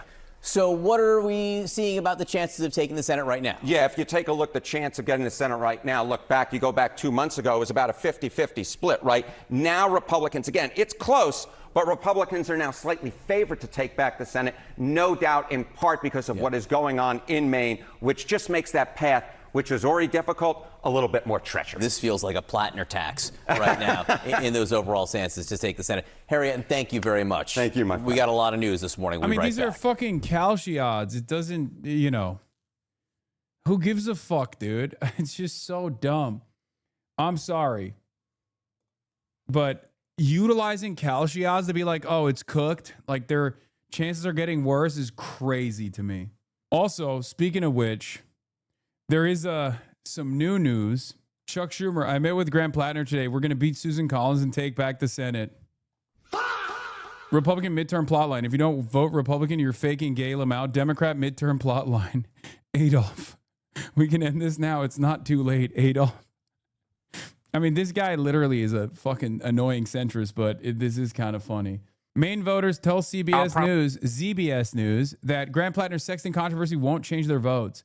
The sexting controversy is such an interesting one because we don't even know when. FD Unkifier just declared it's racist to vote for Plattner. That is crazy to me. That is actually crazy to me. I'm sorry. That's wild. What the fuck? I doubt that he said it like that. Why I left the white left address the elephant? Wait, what? I doubt he said that. That's got to be bait, dude. I don't trust that at all. I'm sure he has understandable. I'm sure FD Unkifier has understandable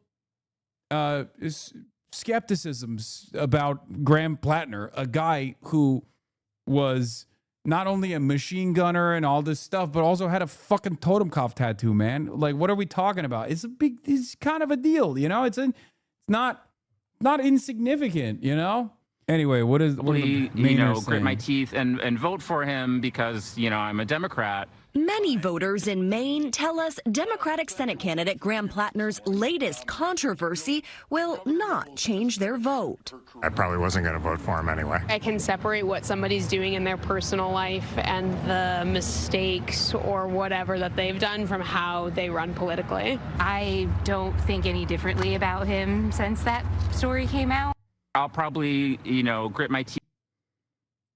And that's not too much, but kind of feels like it's not that bad, right?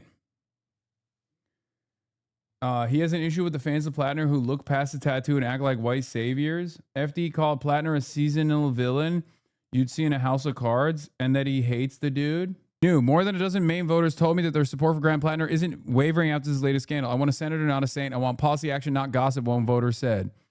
Yeah, I think a lot of people are ironically making the exact same decisions that I suspected that they would be making, which is they hear a guy like I've been talking about this since before the fucking last round of controversies, right? I've been talking about this since Janet Mills was in the running.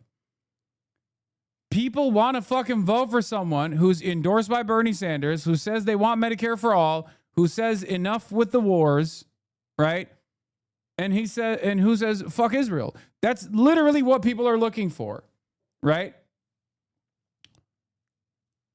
And this is a left populist momentum that Grant Plattner has happened to find himself being a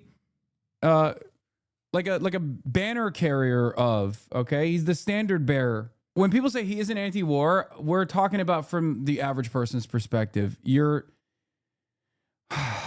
I think you guys are being, again, you guys are being you guys when you go, oh my God, Grant Plattner is not anti-war.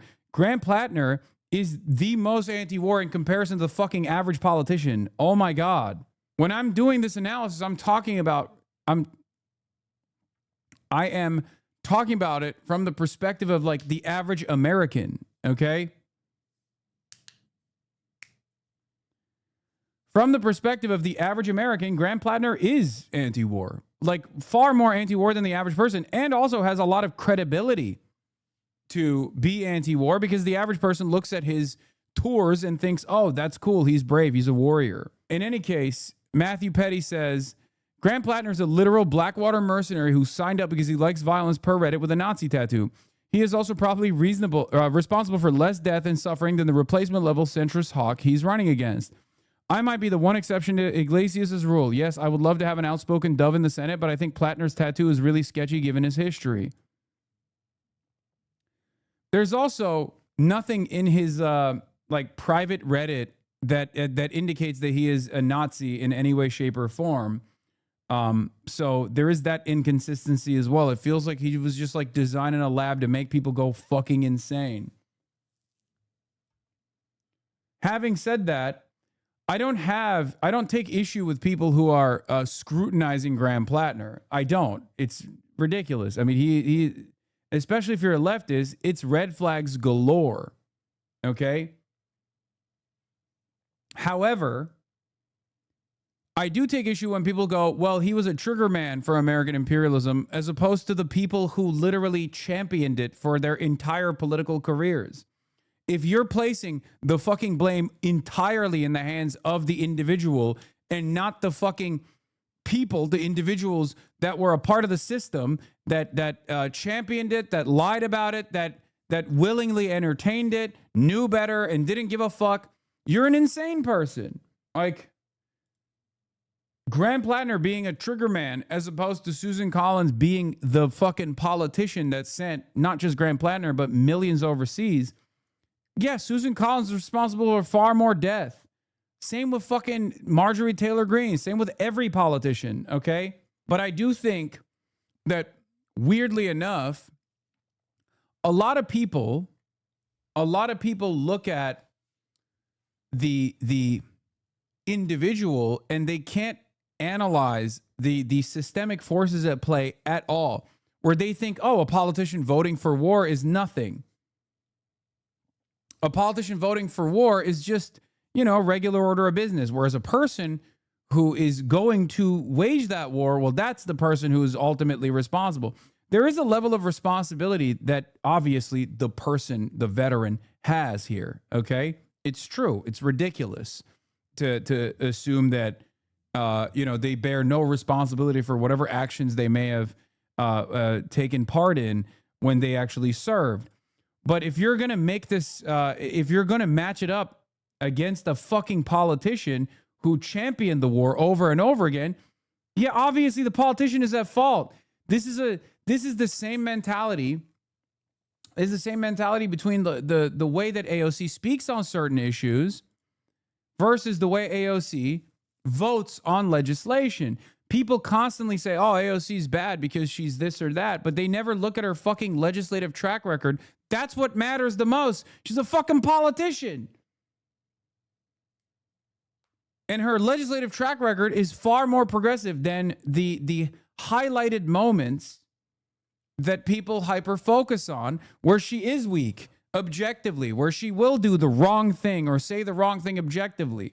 Why the fuck? I mean, I guess it makes sense. I guess the consistency here is these are anti-electoralists for the most part, right? So they don't even think that it matters at all.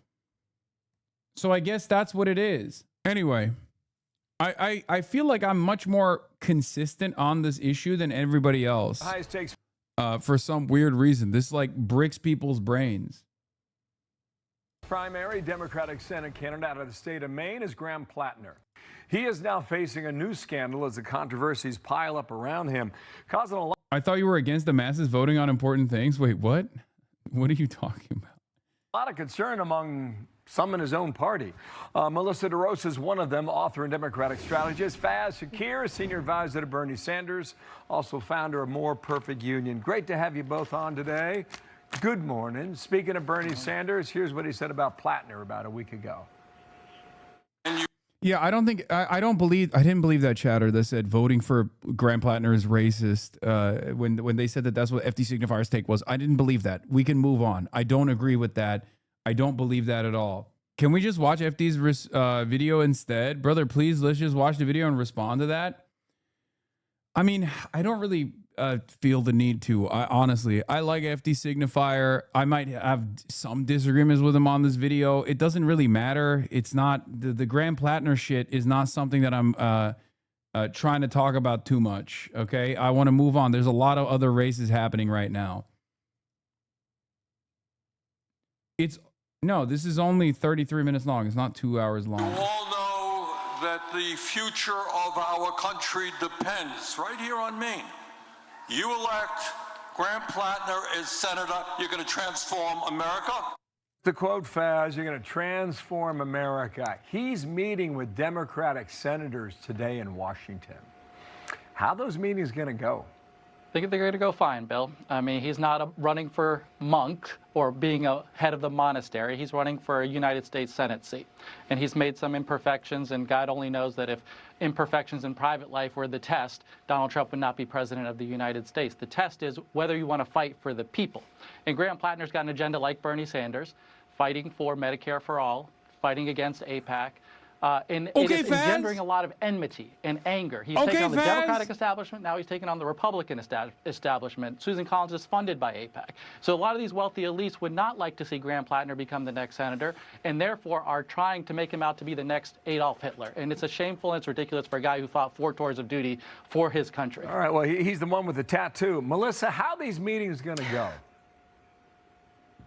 I mean, I don't know. We saw on Sunday, on the Sunday show, some of the U.S. senators expressing concern, which was new. A lot of them have been keeping their mouths shut and sort of letting this all play out. Melissa DeRosa being the moral center here about Graham Plattner's scandals, specifically what we know about the scandal is the suspicion that there were consensual text messages shared, right, between Graham Plattner and women, where he might have, been sexting them, right? We don't even know the details of it, right? But Melissa DeRosa being the person criticizing Graham Plattner on this is really funny because her job as a Democratic strategist was to literally disparage every single woman that was brave enough to come out to be like, Andrew Cuomo sexually harassed me or sexually assaulted me. Like, her job literally was to be like, yeah, these bitches don't know anything. Fuck them.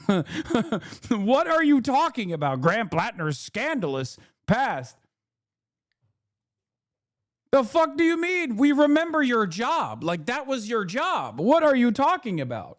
But again, it's not about people being upset that he's taking on the establishment. It's not about people being like, oh, he's trying to take power from us. He had a Nazi tattoo for 18 years. He then pretended that he didn't know that it was a Nazi tattoo, which does not pass the smell test. His staff came out and told CNN that he was well aware. They had all been talking about it. And I agree. The personal stuff, whatever goes on between two people, it is what it is. This is not the first time in American politics we've had someone dabble in infidelity. But this is his staff then bullied the whistleblower who came out and told the reporter. They instructed her to lie. They instructed her to record the conversation and send it back to her, which just looks like thuggery. And so all of these things keep piling up. And while I appreciate that he did serve this country, I don't find it tasteful or appropriate that he also mocked an American soldier who was shot by the Taliban. Oh, how dare you? How dare you mock an American soldier? It's so funny. He's got stuff for everybody. Like, like the whole like defending a Hamas operation all the way back in 2014, mocking a fucking Purple Heart veteran for being shot. Like, these are things that ultras are supposed to love. You know what I mean? He has something in his background for every ideological tendency in this goddamn country. Okay? I want to do like a quadrant, like a Graham Plattner quadrant of like, you know, things that he said that put him at the top left for all the MLs to be like, this is awesome.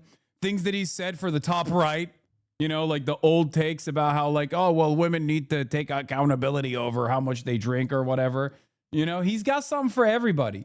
Now, what's funny about all of this is that with the exception of like the ultras who are unbelievably marginal, okay? Like not relevant at all. Only relevant in this corner of the fucking internet, unfortunately, because I have many of them in my community. For the average person that is a naysayer of Graham Plattner, they are all objectively far more immoral, okay? Just on one issue and one issue alone. Graham Plattner being anti-Zionist and anti-genocide, and all of those other people that are naysayers of him being pro-genocide. That's it. You immediately arrive at a position where you are a far more moral actor. All of your fucking naysayers are pro-Israel, and therefore, they're all bad. Far worse than you. Yeah, don't marry anyone who thinks betraying your wife is trivial because it's not the invasion of Iraq. Ridiculous retweet from someone whose entire career is 3 decades of dick riding the Clintons as their professional DC grudge enforcer. That's it. He has all of the best enemies to have. So although I have my skepticism of Graham Plattner personally, given his background, it's very difficult for me to look at this guy and be like, yeah, he's the most evil politician in America. Because all of the reasons as to why people are fucking shitting on him they all revolve around his anti-genocide position, his anti-Israel position. And all of the people that are shitting on him are some of the worst individuals in American politics and in American society in general. So yeah, it's just fucking stupid. Okay, all right. So I sense as a Democrat, Melissa, he's not your guy. And there appears to be growing questions. Here's a sample of that from the Democratic side. Yeah, I have concerns. That guy has questions to answer, and that's what campaigns are for. I've been clear about Graham Plattner. Literally, okay. The peanut gallery.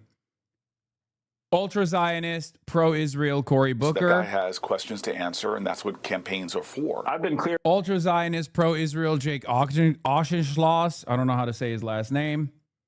About Graham Plattner, I find that tattoo and his commentary about it to be personally disqualifying. I hope Maine voters agree with me. I think there would be a mistake for the Democratic Party. You hope Maine voters agree with you and vote for Susan Collins. There's something really funny about him, too, which, for the record, Jake Auchincloss, Jake Auchincloss, whatever, fucking, I don't know, okay? When I shit on him, and I was like, this guy's literally an Israel First Democrat. What the fuck is going on? I didn't know he was Jewish until the ADL came after me, and numerous other like Zionist organizations came after me. They were like, wow, this guy is a Jewish Massachusetts congressman, and you're over here fucking saying he's Israel First. It's like, yeah, I'm saying he's Israel First, not because I suspected him of being Jewish. I did not know he was Jewish. I thought he was a fucking regular ass Marine, pro-American hegemony guy. Okay. I said he was Israel First because he's fucking Israel First. It's ridiculous. If you are a Democratic congressperson who's sitting on the board of a committee called Majority Democrats, okay, an organization called Majority Democrats, which Jake is, and you go on CNN to say, I don't want a Democratic majority in the fucking Senate, you're Israel First, buddy. Sorry. Sucks to suck. You're a psychopath. You're an insane person. The fuck do you mean? You really don't want any, like, albeit marginal, but any checks on Donald Trump's fascism? What are you, a fucking insane person? Get the fuck out of here. Yeah, Nexus Project. Israel wasn't mentioned once in this clip. Calling a Jewish member of Congress Israel first over. This is conflating Jews and Israel in a very problematic way. In context, Son has spoken at length about how AIPAC-funded Democrats like Auchincloss are willing to lose Congress to Republicans again in order to rebuke Plattner's tattoo, but as a cover to protect Israeli government interests that the GOP currently champions more. Auchincloss gets almost $1 million from the Israeli lobby. Auchincloss gets close to $1 million from AIPAC, who wants Republican control of Congress, so kneecapping your own party to lose the potential to take Congress back seems reasonable to be suspect of. This is when I first found out that the dude is Jewish to begin with. How the fuck am I supposed to suspect a white boy from Massachusetts who went into the fucking Marine Corps is Jewish? I'm sorry. Not many examples of such, such white boys out there, okay? Get mad at me all you want. This is like a new variant, okay? Kind of like Aiden Ross. It was shocking to me. How the fuck was I supposed to know? Am I wrong for this? Anyway, also, even if he was Jewish, which he is apparently, and I knew that he was Jewish, that still doesn't change the fact that he is very clearly saying, fuck the Democratic majority in the Senate. No checks on Trump, please, because I don't like the guy who's about to get elected. And I can't say it's because I actually don't mind Donald Trump, but I do mind having an anti-Israel voice in the Senate on the Democratic Party side. So I'm just going to lean into his tattoo. Like, you're fucking a psychopath, dude. Straight up. Your presumption that he wasn't Jewish is a whole can of worms, but your underlying point is cogent, that it doesn't matter if he's Jewish or not, that you weren't saying it because he was Jewish. Why is it okay? I mean, I'm mostly joking, but like, come on. He literally looks like Wonder Bread. Like, he is the most Wonder Bread Marine Corps guy of all time. How the fuck was I supposed to expect him to be Jewish? You know how many guys like him that are, Catholic from fucking Massachusetts that joined the goddamn Marine Corps exist? Is Plattner invited to Pride? I'm sure. Anyway, it's actually good. You're like the opposite of Rand Paul's son. Mediaite. Senator John Fetterman suggests Graham Plattner might be a Nazi sympathizer. Oh my God. Hold on. What the heliante? Hold on.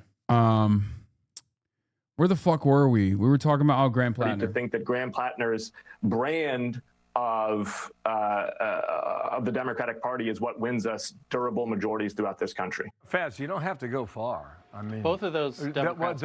By the way, the divide is real. Go ahead. Both of those Democrats there, significant AIPAC funding, and as does. Oh, there it is. Which, by the way, another thing that's like a very. Never mind. It's just why does it always come back to AIPAC? Why does it always come back to AIPAC? I don't know. Maybe because it's a pretty fucking significant lobbying group. And yeah, these guys care about that shit a lot.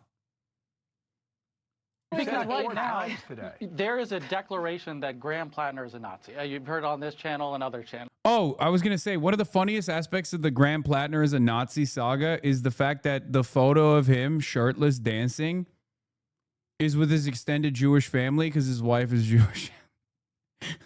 Right? Didn't he marry, or no, is his wife Jewish, or is his sister-in-law or his brother-in-law? I don't know. Like, he's dancing at his wedding, surrounded by his in-laws are Jewish. He's not dancing at his wedding. He's dancing at his brother's wedding. His sister-in-law is Jewish. He's dancing at his brother's wedding. Okay. And that, it is false, right? He's fighting tours of duty in Iraq, and he goes from Ramadi and Fallujah. He goes to Croatia, and he looks at a tattoo parlor with his whole unit, and they say, that's Skull and Bones. I'll put it on my chest, and they get it together. And for that crime, he has been declared the second coming of Adolf Hitler, right? And it's outrageous, it's shameful, and people are calling him a Nazi, and you sense, from my end, AIPAC has a role in this. That's my view. Melissa, I'll let you get in here, but it's not just the tattoo.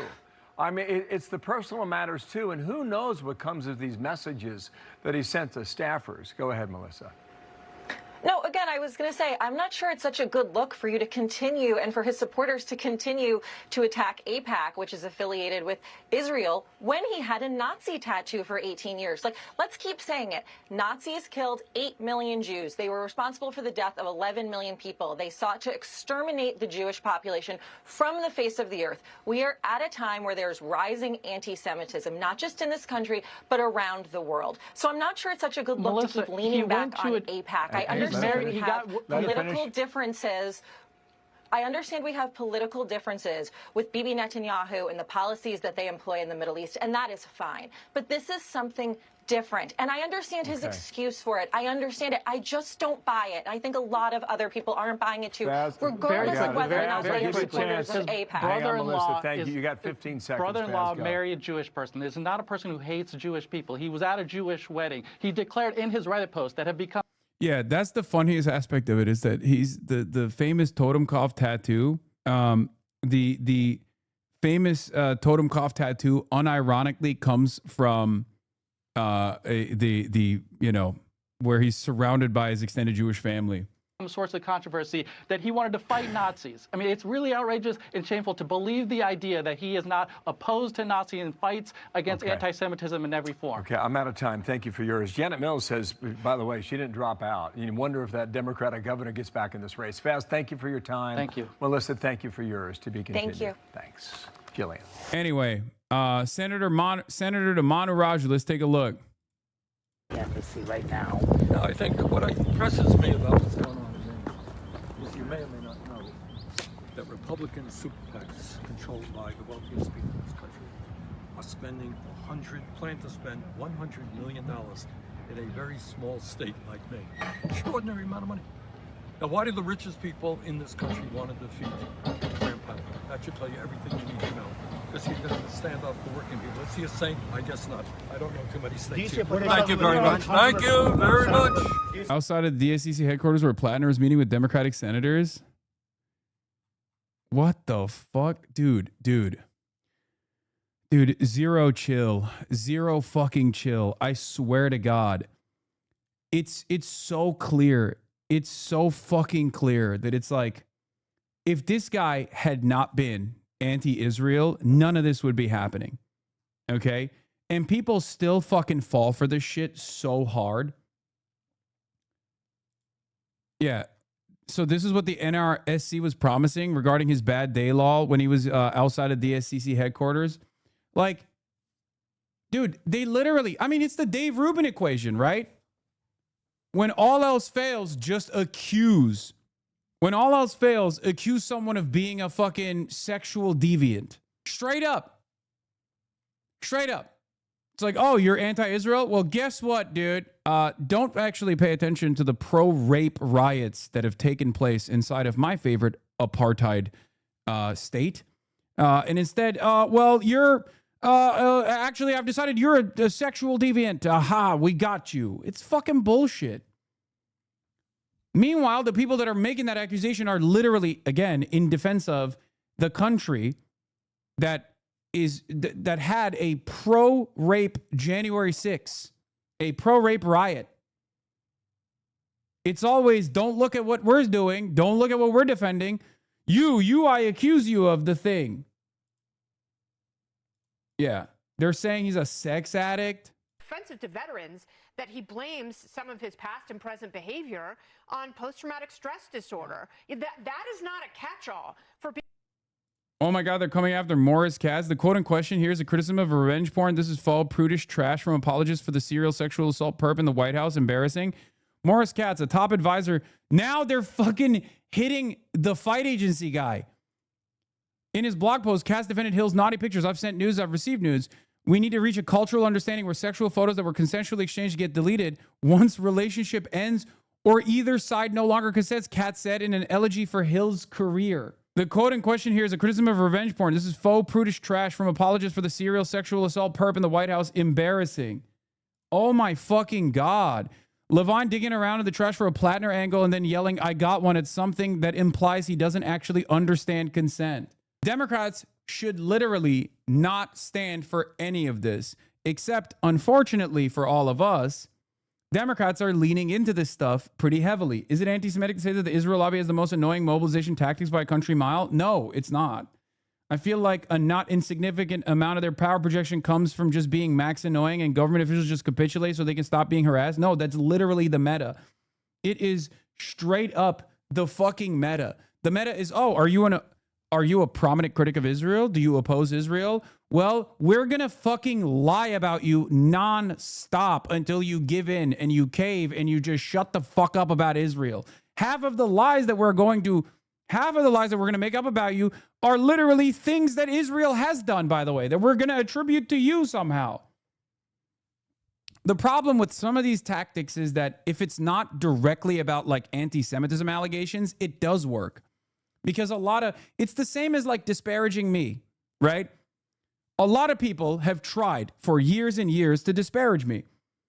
The obvious thing is like hitting me on, being a rich socialist or whatever the fuck is going to be far more effective for normies than it is to say, I oppose Hassan's worldview where he wants to have a more just, more equitable outcome for all workers, right? So you do a multifaceted you do a multi-front, multifaceted approach. You try to tackle it from every angle. That's why people will say I'm transphobic. That's why people say I'm anti-black. That's why people say I'm, not woke or too woke, depending on which argument is being presented, depending on what the audience is. They will always land on something that like broader audiences will find receptive, right? Anyway, it's fucking annoying and lame as shit. And it's extra lame. It is extra lame when it's some of the worst scumbags that are pushing this. And then Democrats fall for it. Okay. Yeah. Oh my God. Not a triangulated approach for a smear campaign. Yeah, that's what it is. And then Democrats will lean into this shit. And if it actually succeeds in causing Susan Collins to somehow secure a marginal victory over Graham Plattner when it was like literally imminent, all right, where the Democratic majority was going to be established, right? Then they'll turn around and say, see, this confirms our priors. It was just that Graham Plattner was too anti-Israel to win Maine. He was too pro-Medicare for all to win Maine. He was too left to win Maine. That's the reason why he couldn't win Maine. You should never run anti-Israel and pro-Medicare for all candidates ever again. We've learned our lesson, right? That's the goal. They want to take control over the party again when there are so many people. We all told you a month. He announced a campaign that we should have picked someone else, but you wanted walk like a chud, think like a woke. Yeah, dude, I had all to say on Graham Plattner being selected for Maine. Yeah, I'm not only the fucking magic man, not only am I the kingmaker, I also personally did that. Dude, I'm sorry. You gotta fucking wake up, buddy. Okay? You gotta not watch just me for as long as you do. Subscribed for 60 months at this point, cuss. And realize that I have no say in this matter. Not you, but the left in Maine. None of these people had a say in this, okay? The centrist Democrats put forward Janet Mills. Graham Plattner clearly, demonstrably, was a far better candidate than Janet Mills. That's it. Anyway, California governor crosstabs. All right, we'll look at all this stuff in a second. Yeah, aside from that, let's get back to Trump's mixed messages on the war with Iran. 95 days into this war and with talks on the brink of collapse. This morning, President Trump declaring negotiations are back on track. Complicating the deal, Israel's incursion into Lebanon, advancing deeper in the region to fight Iranian-backed Hezbollah. Iran threatening to call the talks with the U.S. entirely off. The president initially said he couldn't care less, saying the talks started to get very boring. But hours later, he was on the phone with Israeli Prime Minister Benjamin Netanyahu. Sources describing the call as tense, with President Trump fuming at Netanyahu over the escalation. At one point asking him, "What the expletive are you doing?" and accusing Netanyahu of being ungrateful. The president then writing on social media that Israel and Hezbollah agreed to scale back the fighting, saying the talks are continuing at a rapid pace and dismissing. I feel like all this shit is so phony. The whole like, Trump is yelling at Israel. Trump is really mad about Israel, guys. Like all this stuff is just fake as fuck. Okay. It's the same state of play with Biden. Okay. Like I still think that they are gearing up for another incredibly stupid approach where they will try to bomb Iran again or something. I don't know. Maybe I'm wrong. Speaking of state of play, dude, you guys all want me to watch State of Play, but every single person that's like chirping about me watching State of Play is eventually going to leave when I actually turn it on. It's so strange to me. Like, I don't know why you guys do this, where it's the same as like, it's the same as the people that are constantly demanding I play video games. Like there are more people asking me to play video games than there are who want to watch me play video games. It's very strange. The disagreement to a little glitch when speaking to our John Carl. But Netanyahu says the Israeli military will continue to operate as planned. The ceasefire between the U.S. and Iran already on shaky ground, with both sides trading strikes this weekend. And on Capitol Hill today, Secretary of State Marco Rubio will be testifying for the first time since this war began in two back-to-back hearings. Again, President Trump initially said this war would only last 4 to 6 weeks, and here we are 95 days into this conflict, Michael. Yeah, a lot of things have been said that haven't come to fruition. Thank you so much for that. We appreciate you. The big question with Iran is what now and what next? Iranian state media is signaling that talks to end the war are now back on track. That's just after reports that Iran had suspended talks with the United States over Israel's offensive in southern Lebanon. And according to Axios, President Trump just yesterday unloaded on Israeli Prime Minister Benjamin Netanyahu over this. With expletives flying over the phone, Axios reports that Trump demanded that Netanyahu back off his plans to take his attacks and offensive against Hezbollah straight to the center of Beirut.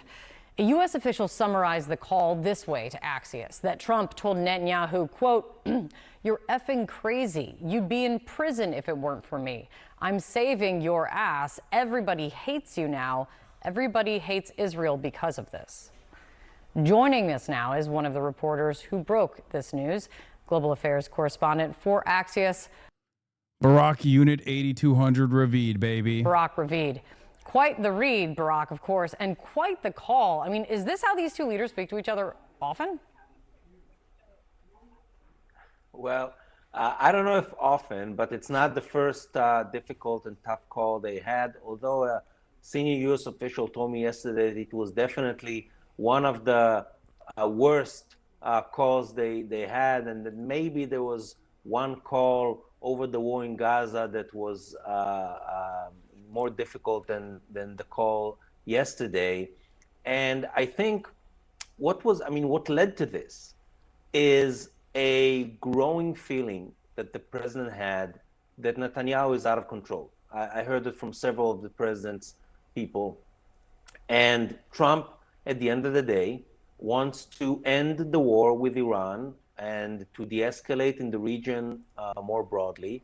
And he felt that what Netanyahu is doing in Lebanon and his plan to escalate the war further by expanding the Israeli ground operation. Yeah. It's really cool how the White House staff with knowledge of Trump's phone calls with Israel only have one reporter's phone number. And it's the same phone number that Biden's staff with knowledge of his phone calls to Israel had. What are the chances? Maybe this is part of the memo during the White House transitions. If you want to leak phone calls with Israel, call this guy. Yeah, isn't that crazy? He's just got such deep insight, dude. I love that. I love how that works. Yeah, one Biden after another, one Brandon after another. Barack Ravid with a Sisyphus-like punishment of having to tweet the same thing over and over again. Deal is close. Insert U.S. president mad at Israel. Why is he called Unit 8200? It's just the name of the unit that he was a part of, the Israeli PSYOPs division that he was a part of when he was in the IDF. That's why I say Barak Unit 8200 Ravid. In southern Lebanon, and by going on a massive bombing campaign in the center of Beirut, knocking down buildings, that is disproportionate, and that would cause an escalation that would undermine what the president was trying to do with getting a deal with Iran. I think this is how the president went in to this call yesterday with Netanyahu, yesterday around noon, and he told Netanyahu that he needs to stand down and that he needs to understand that this war broadly in the region has to come to an end, and that you cannot just continue it. And over this call, Trump used the F word several times, told Netanyahu he's effing crazy, mentioned the fact that he helped him numerous times regarding his pardon request in his corruption trial. And therefore, what I heard from U.S. officials and what I heard, and my colleague Mark Caputo, who worked with me on the story, what we heard is that Trump's message to Netanyahu was that by doing what he's doing in Lebanon, he's being ungrateful to all the assistance Trump gave him on the pardon issue. And I think this is also what led to the mention of, if not for me, you would have been in prison by now. That does sound very Trump-esque, of saying you have not been grateful or shown you're grateful enough. So then the what now? I mean, is it clear that Israel is going to slow or pull back on operations against Hezbollah in Lebanon because of this, or just specifically exactly maybe where they're targeting? And isn't there a responsibility, and where's that conversation of Iran? Yeah, it's like when Biden called him a jackass. Yeah, it's the same exact guy. It's the same exact story. Okay? Ridiculous. On to tell Hezbollah its proxy to stop as well. No, definitely. And I think the Iranians, for 2 or 3 weeks now, told Hezbollah to escalate because they wanted to, put pressure on Israel and to also put pressure on Trump. And this is why we saw Hezbollah escalating. On the other hand, once Israel escalated its response, the Iranians came to the U.S. and said, oh, if they're escalating, we're out. We're not talking to you anymore. I think this was part of this Iranian maneuver to try and, because the Iranians, at the end of the day, they want a deal to end the war, and they want it on their terms. And I think they thought that through Lebanon, through putting pressure through Lebanon, they would get better terms or would get Trump closer to where they are. But I think now the question is what happens. So the ceasefire at the moment, we had numerous announcements on a ceasefire. Most of them stayed on paper. So I think we need to see if this is actually implemented, because we're just in the first phase. The first phase is Hezbollah stops shooting rockets at Israeli towns in the northern border, and Israel holds or suspends its plans to attack Beirut. This is a very minimal thing. There's fighting on the ground in southern Lebanon. Israel has ground forces there. They're demolishing buildings in southern Lebanon. Hezbollah is firing attack drones at Israeli forces in southern Lebanon. So the fighting is still ongoing. And I think that today, actually, I think in 40 minutes at the State Department, Israeli and Lebanese diplomats will meet under U.S. auspices to try and actually consolidate the ceasefire and try to agree what does it actually mean and how do we actually make it work and not just stay as a Truth Social post. The group chat is back, but this time we have got Gordon Sondland, the former ambassador to the EU. Thank you so much for being here.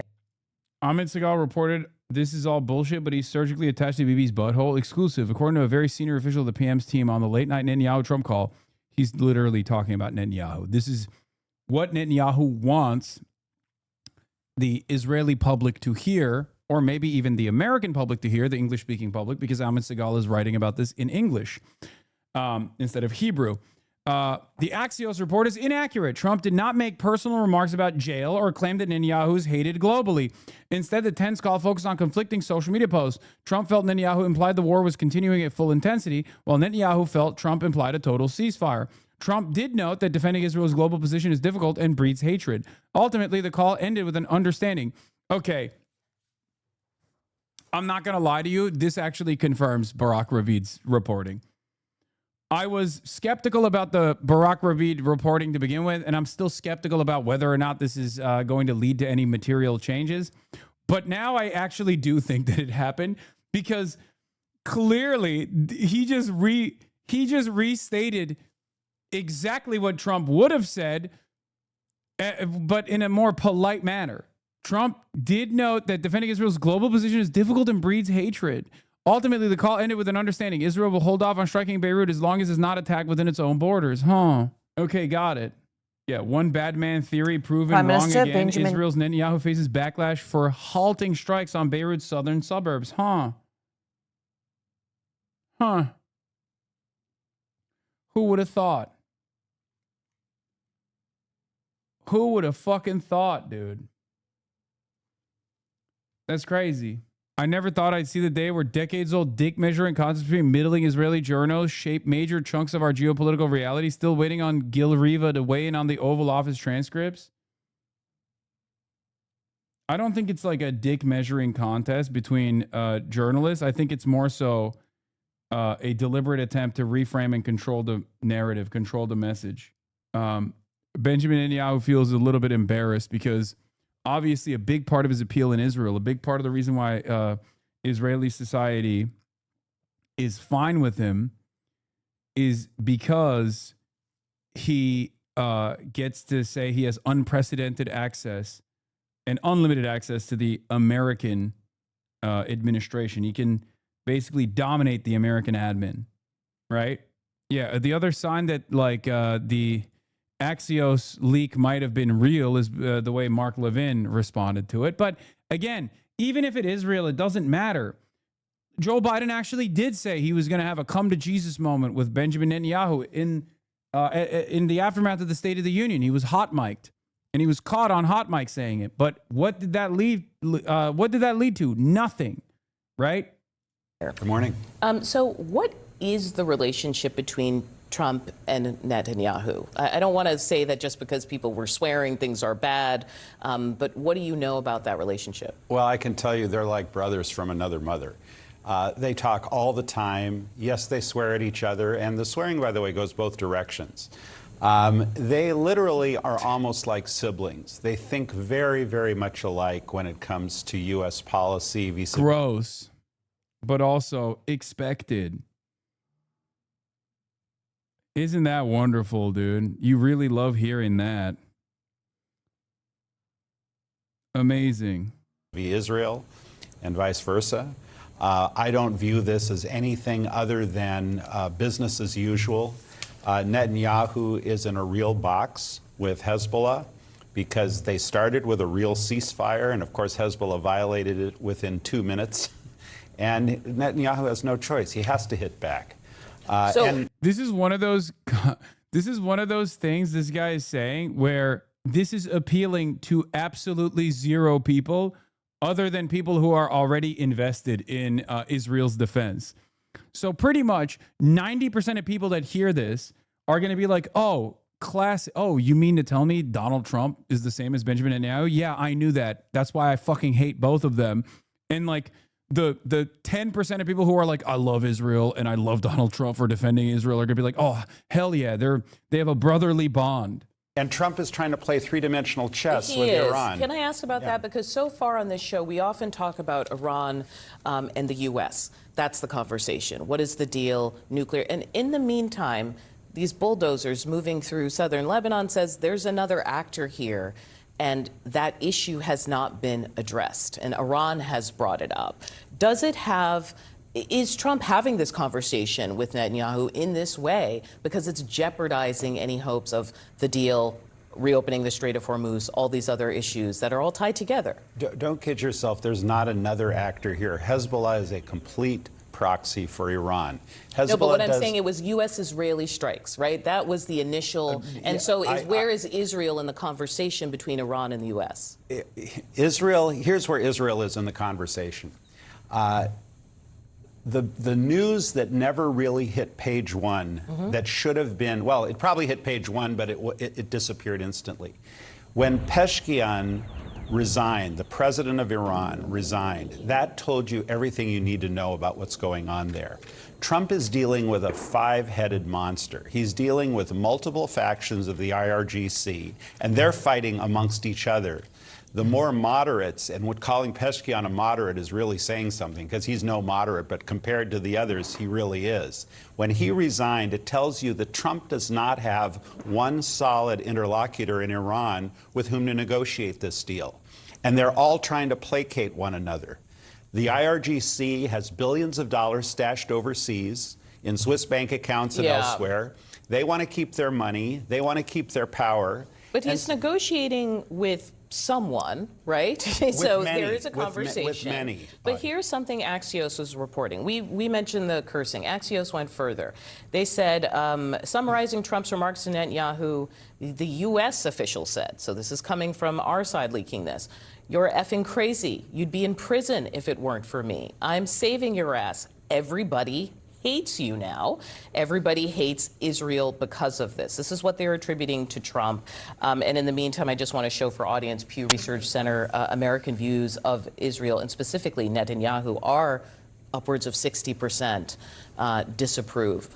Which means he's doing a fantastic job. Netanyahu's doing a fantastic job. So is Trump responding to the fact that there are large numbers of the U.S. population that don't think he's doing a fantastic job? Trump is responding to a situation that is momentary. In other words, he's clearly getting somewhere with someone in Iran, and he views Netanyahu at that moment in time, not generally, as effing that up. So he's saying, like you would to a brother, just stop for a minute. Yeah. Just stop. I'm trying to get this deal over the edge. I'm going to draw Terry into the conversation, because when I tried to break out the numbers in Pew, Democrats versus Republicans, we saw what we know from the last 2 years. Democrats, 80% Democrats within U.S. view Israel and Netanyahu unfavorably.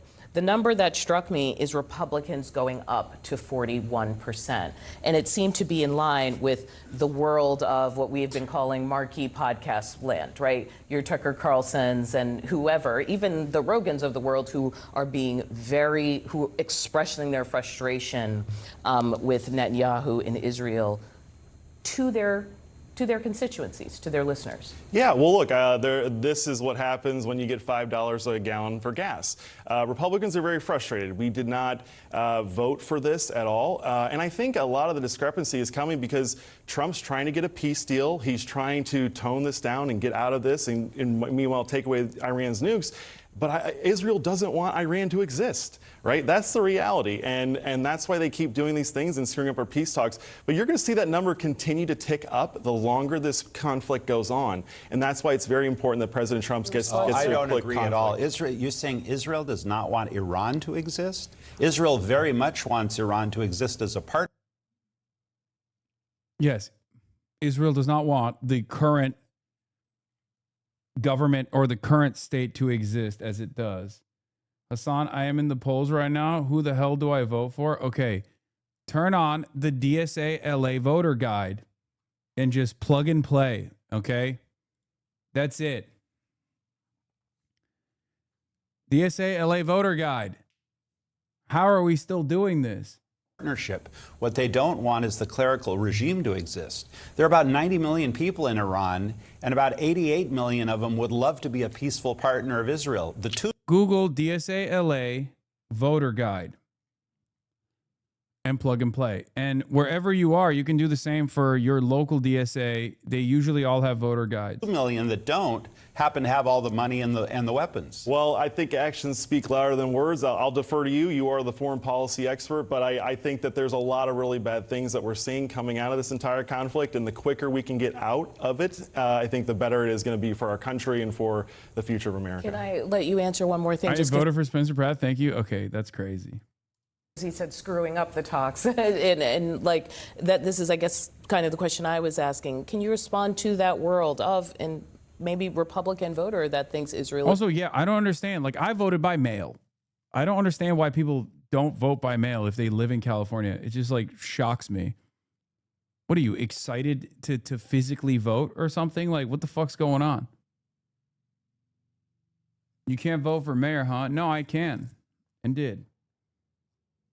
is, quote unquote, screwing up the talks? I think, unfortunately, and this sounds sort of unctuous, and I don't mean to, but I think the American public is not well educated on what Israel does for and with the United States and why Israel is such a key ally.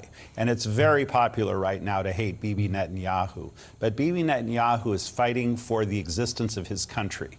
And when you're fighting for the... Dude, what the fuck? Dude, it's 2026, man. Guys like this should not be allowed on television. Okay? It blows my mind that guys like this still go on TV and do not even care about how they are seen. This guy said we need a disruptor. Let's hear what he had to say, who that disruptor was. And change the system for at least try something different. You can't keep doing what you're doing without saying, okay, and knowing it's not working, but keep voting for it. You know, I can't just keep, I can't go down that rabbit hole every time. What pushed you over the edge this time? The fires, the homelessness, the condition of the roads, the taxes that aren't being used for the right thing. You know who he voted for? Javier Becerra.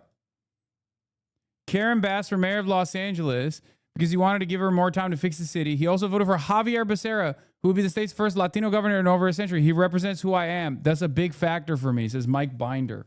This is why I'm saying it's just like the average, the median voter's mind is dookie, okay? The median voter's mind is doo-doo. Unbelievably cooked. Yes, I already did this. I already went through this. If Becerra wins, are you going to video game yourself? Stop looking at your phone or you're going to get accused of getting someone else banned? Oh my God, I know. It's funny. This is how Medicare for All was polling at like 80% and people voted for Hillary Clinton over Bernie. I know. I don't even want to talk about that. It's making me so sad. President Trump continues to say that the negotiations that he's having with Iran are all on track. It's all going well. But the Iranians said today that there haven't been any negotiations for 3 or 4 days. And at the core of that problem is Lebanon, the south of Lebanon, because Israel has now occupied a larger proportion of Lebanon than it has for 25 years.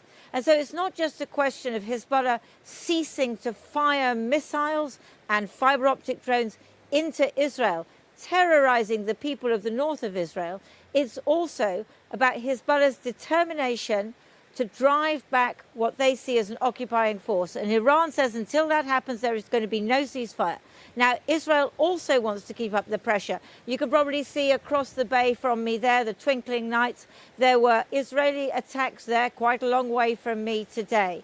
And here in Tyre, or Tyre as it's sometimes called, we saw today the evidence of the destruction that Israel is wreaking across the south of this country. From the shattered windows of the Jebel Amal hospital, we could see them raking through the rubble of the apartment block opposite for bodies. Israel says it was targeting Hezbollah infrastructure. Maybe it was a Hezbollah commander who shaved at this basin in front of this mirror. Another body comes out. President Trump reportedly shouted at Prime Minister Benjamin Netanyahu yesterday, saying he was killing too many civilians and that everyone hated him for it. What the president meant was that Israel's long war in Lebanon is interfering with what he had hoped would be his short war with Iran. President Trump would just like this all to be over. He says he's finding the negotiations with Iran very boring. Well, the people of Lebanon would like it to be over too. But as long as Israel is occupying a swathe of the south of the country and occupying further and further into Lebanese territory as well. They're encroaching further and further into Lebanese territory. They're bombing more and more. They even were going to bomb Beirut again, as they were doing so in the beginning. It's, I mean, what can I fucking say, dude? Like the audacity to just like talk about your lack of interest, about people's lives being ruined permanently. To be like, oh, well, it's just boring. Oh, it's boring. Oh, you find it to be boring, do you? It's great. This is life or death for so many people. And yet, you find it to be boring. It's just pure terrorism. Yeah, to get one over on Iran, the United States is committed to making sure that this can happen over and over again. I don't want to show it, but there Israeli shelling of a children's nursery in southern Lebanon. Yeah, here. Okay, it's not TOS. Never mind. Look, this is not a recent video. This is from last year. Or is it 2023 or is it 2025? Yeah, it's got to be 2025, right? Yeah. They keep doing this shit over and over and over again. That's what it looks like on the ground for the people living near the areas that Israel is bombing. Just so you understand. And Israel hasn't stopped doing this. From their perspective, this kind of terrorism is just a mechanism to spoil the ceasefire that Iran is trying to establish with the United States of America. That's where we're at. And Donald Trump calls it boring. Hezbollah is still here. This war may... Like, we do not recognize the humanity of people living over there. Straight up. We don't. We do not think of them as human beings. We don't think about them as worthy, living lives worthy of dignity. It's monstrous, barbaric behavior. Go up, it may go down, there may be truces and then fighting, but it will not be over. 2-year-old Emir is here with his father. When they give us warnings, we go out to the beach and sit there. But yesterday, we went back home and suddenly, we don't know what happened. The house collapsed on us. I had my children, my family. Wait a minute. Wes Streething. The concerns I raised about Gaza, including distressing eyewitness accounts from UK medics, were a result of moral urgency, not midlife crisis. It felt like hitting a brick wall at the time. Now I know how casually those concerns were dismissed. Oh my God. All the war criminals, they're jumping ship.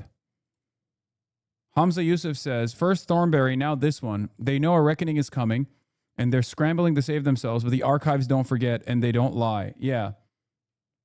I mean, maybe. Hopefully we're reaching the stage of one day everyone will have always been against this, right? When it's safe, when there's no personal downside to calling a thing what it is, when it's too late to hold anyone accountable, everyone will have always been against this. My sisters and my mother with me. Suddenly, we felt smoke and gas all around us, and there was no more oxygen. I brought a sheet and started covering up their faces so they wouldn't suffocate, and we went outside. Hezbollah had invited us and other journalists to Tyre today to show us the damage to the hospital. 39 members of the staff were injured, and some remain in intensive care. I was in my room, meaning I was just sitting there. I was resting a bit. And suddenly, unexpectedly, we felt the whole world come down on our heads. The glass, the dust, the doors all came down.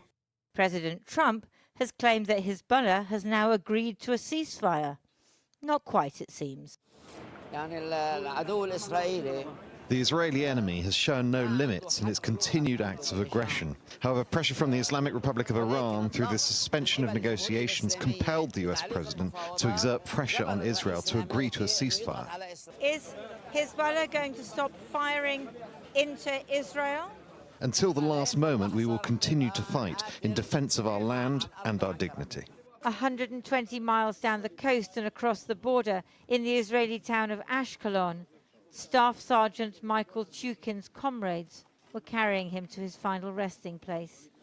He was killed by a Hezbollah fiber optic drone while operating with an IDF unit inside Lebanon. So the Israelis keep bombing. Today the jets were over Tyre again, a menacing roar from above. Some residents who've refused to follow Israel's orders to leave don't even let it interfere with their morning swim. But street by street, Israel is destroying the city of Tyre and scores of towns and villages across the south of Lebanon. President Trump thinks he can bully allies and enemies alike, that he can start and stop wars at will. the devastation of Lebanon. It's because the Mandelson files were released yesterday and text showed Mandelson calling Streeting pathetic and was having a midlife crisis when in 2025, 2 years into the genocide, he showed a couple of videos and testimonies from London doctors who worked in Gaza with the cabinet. Oh. Shows the danger of such hubris. Lindsay Hilson reporting from Lebanon there. Well, the U.S. Secretary of State, Marco Rubio, has been grilled by congressmen in his first public testimony since the start of the Iran war. Did you already talk about the call? Yes, I didn't focus too much on it. I think it's bullshit. I'm sorry. I don't think it's that significant. I think that I will believe that this call is impactful when I see results. Okay? Just like, what did I say when they were like, oh, there's going to be a ceasefire deal? When the Trump administration kept saying there's going to be a ceasefire deal. What did I tell you? I'll believe it when the ink is dry and the troops are pulling out. Because the reality of the matter is, we place a good deal of emphasis on what Israel wants. Okay? It's our primary focus. Let's be real. So when there's reporting that there is the girls are fighting, when there's reporting that there is like a discontent between Trump and Benjamin Netanyahu, what matters to me is not that there is discontent. What matters to me is whether or not there's actual there's something actionable there. Anushka Astana is there. Anushka. So look, inside that hearing, there were clear frustrations from Marco Rubio himself, but also from the senators who were saying, why aren't you out there leading our negotiations? They were frustrated about Lebanon, and they were also frustrated about the Strait of Hormuz, asking, will Iran get sanctions relief for reopening it alone? Rubio said, no, we need to get a deal that limits their nuclear capability, arguing that with a nuclear weapon, Iran would have immunity. Iran ever acquired a nuclear weapon, they could very well use it because given the theological nature of their decision making, at that point, your options on what you could do about them would be quite limited, and their ability to hold the world hostage. They'd be like North Korea, for example. They'd be North Korea, but worse. They'd be better funded. They would at that point decide that they own the Straits of Hormuz forever, and everyone has to pay them a toll. So those are the stakes as they see them. There wasn't any public criticism of Israel, but it is clear to Marco Rubio and to Donald Trump that without a ceasefire in Lebanon, they will not get their deal. And that is where that frustration in that phone call that Lindsay mentioned comes from, a phone call that Axios... Okay, again, it makes perfect sense for all of the proxies to cease their hostilities, which... Jeremy Scale, when talking to Chapo, actually brought up Gaza as well, which I thought was very interesting because he does have direct contact. He has people that he talks to inside of the Iranian administration for quotes. So I place a lot of value in his reporting on this. And he even brought up not just Lebanon with Hezbollah, but also a ceasefire with Hamas and Gaza as well. Which is interesting. You don't ever hear that element from many of the other reporters that report on the Iranian side. So here's the thing. Trita and I have had this conversation as well. Trita Parsi at Quincy Institute have had this conversation as well. It makes perfect sense for Iran to demand a cessation of hostilities, not just between the United States of America and Iran, but also for America's proxy, Israel, and if you want to call it Iranian proxies, Hezbollah in Lebanon, and even Hamas in Gaza, right? They are a part of the axis of resistance. And from their calculation, if America and Iran ceased their hostilities towards one another, but Israel continued to blow up Lebanon, then Iran would have to fight back against Israel's proxies, which would be the other Gulf countries in the region, or directly against Israel. And if you're directly attacking Israel, okay, if you're directly attacking Israel, then at that point, America has to come back into the fray regardless, because America has to defend Israel.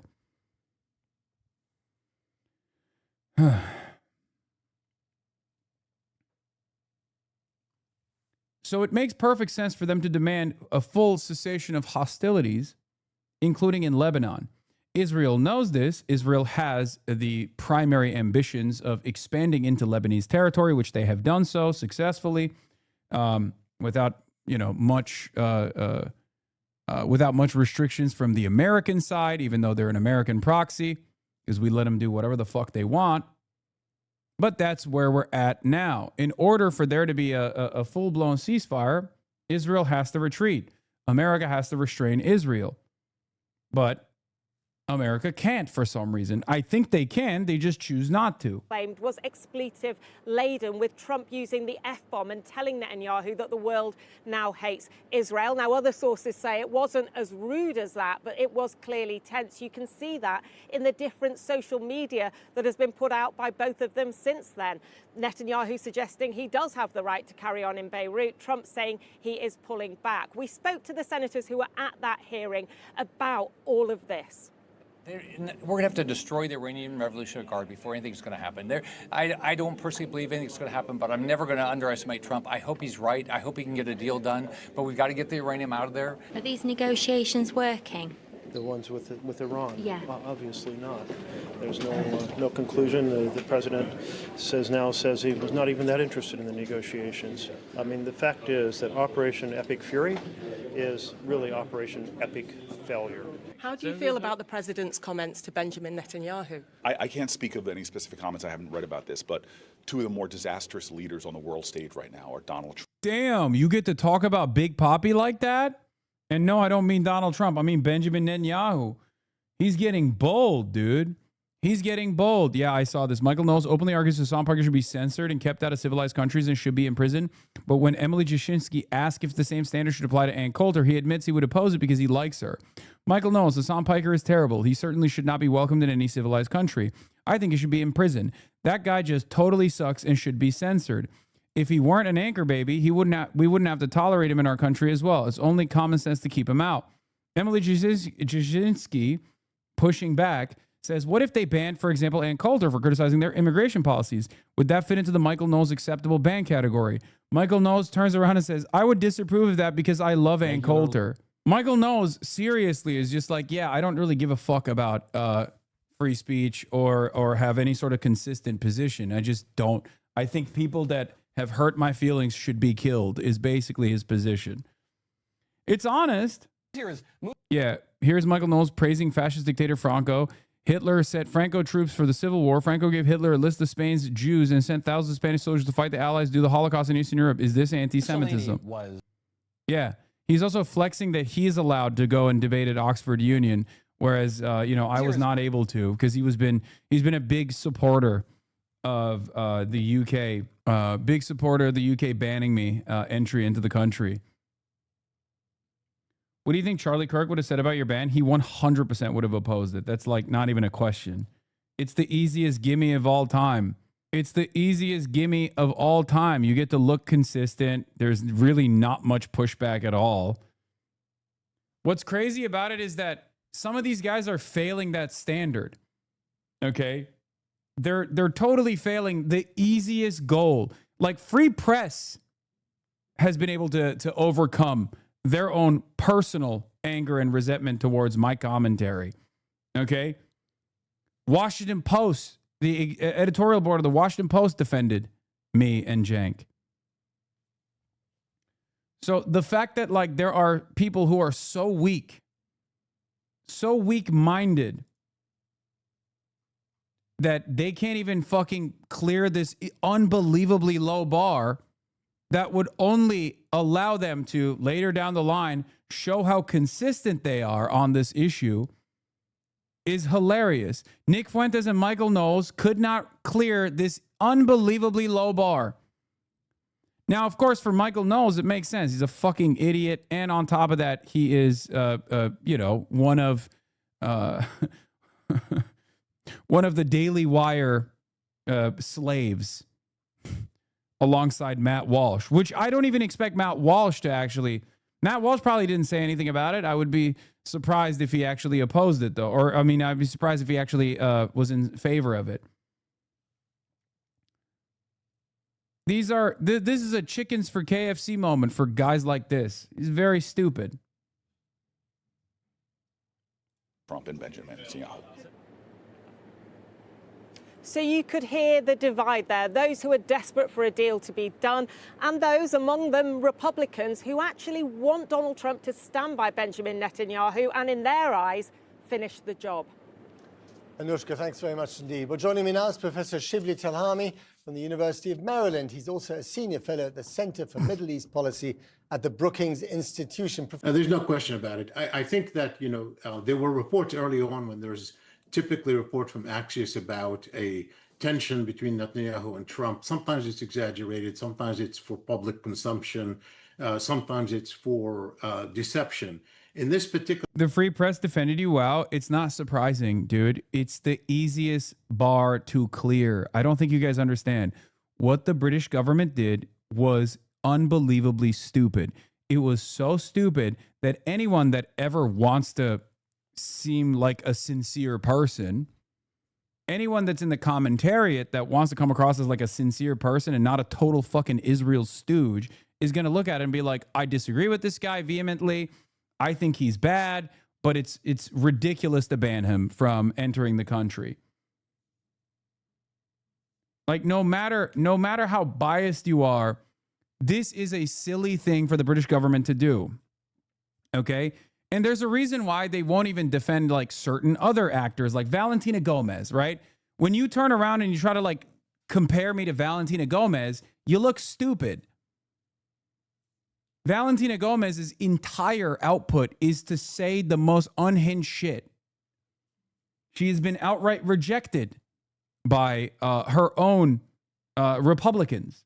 So the people that actually can't clear this unbelievably low bar are either only invested in disparaging me personally because they feel slighted by me, like the Sex Pestinies of the world, right? Or they are massive dick riders of Israel. And some might even say Valentina Gomez shouldn't have been banned because I don't think the government should even have the power to pre-crime people like that without solid evidence that crimes will be committed like the Maccabi Tel Aviv, etc. But comparing her to Cenk Uygur is insane. Case, one has to believe it because it's so embarrassing. This is not dissimilar to like, I mean, it's even worse than the visa where they blocked the dude for having the JD Vance meme. Because that one is stupid on its face. This one is also political, so it sets a very scary, very dangerous precedent. Like, that one is so stupid that it's not replicable, right? This is not so stupid. This is actually a serious error that the UK engaged in. The Prime Minister of Israel, that it's really hard to believe that this is just reporting. I think there's no question, if you look at other reporting, the president has been very frustrated overall with the Prime Minister of Israel, in part because he feels that he was deceived, or at least believed what the Prime Minister tried to sell him before the war. This would be an easy war, and it wasn't. Obviously, the president himself made that decision, but nonetheless, there's a sense of frustration, and it's increasing because, as you know, initially when the ceasefire was announced between the U.S. and Iran, it was announced on all fronts, including Lebanon. The Israelis walked back from that. They saw an opportunity to push the war with Hezbollah, and obviously now it's escalated, and the president feels very frustrated. And he feels frustrated also by the apparent limitations of America's superpower and his own power. But what's he really worried about? Is it the Republican Party? Is it the MAGA base? Is it the midterm elections? This is really an interesting question because it's not a limitation of power. He has extraordinary power if he wishes to use it.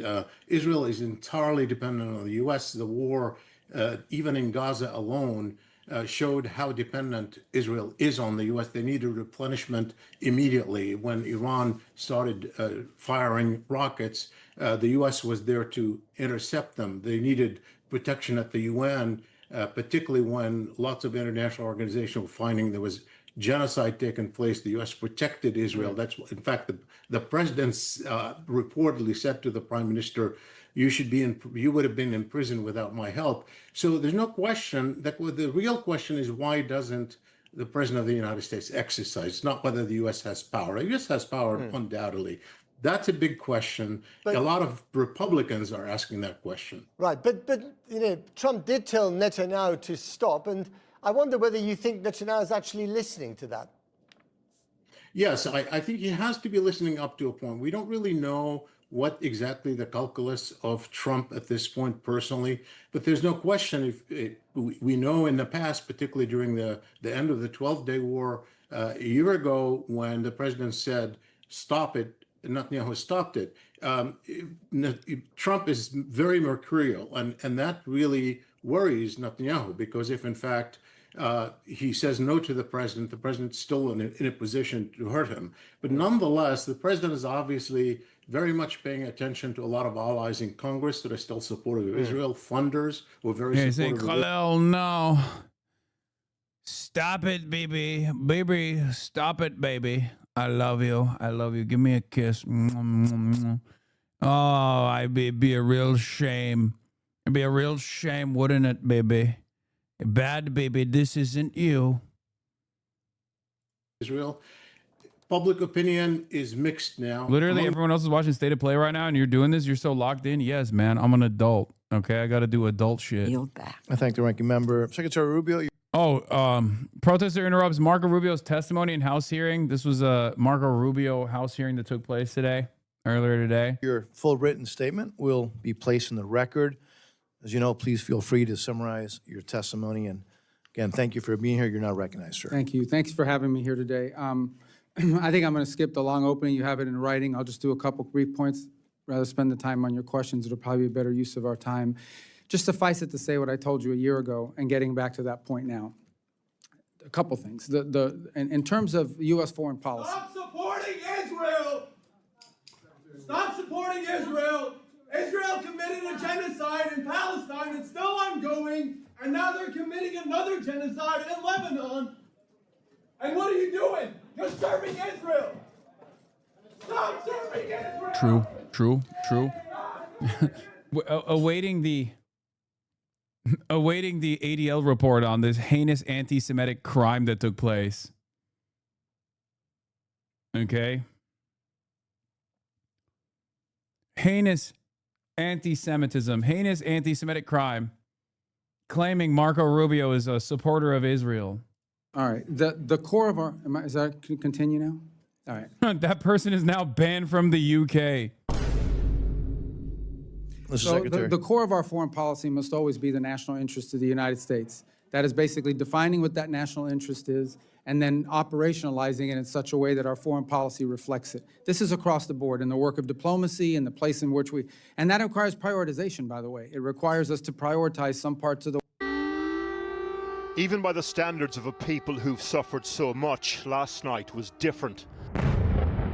Isn't it kind of wild to think that this is probably the only way Marco Rubio will get a window into public opinion on Israel, and they just move right past it like it's nothing? I feel like these guys understand the public approval on Israel. I think they just don't care. Like, I don't think Marco Rubio, especially the right, I don't think the right is oblivious to how the public feels about Israel.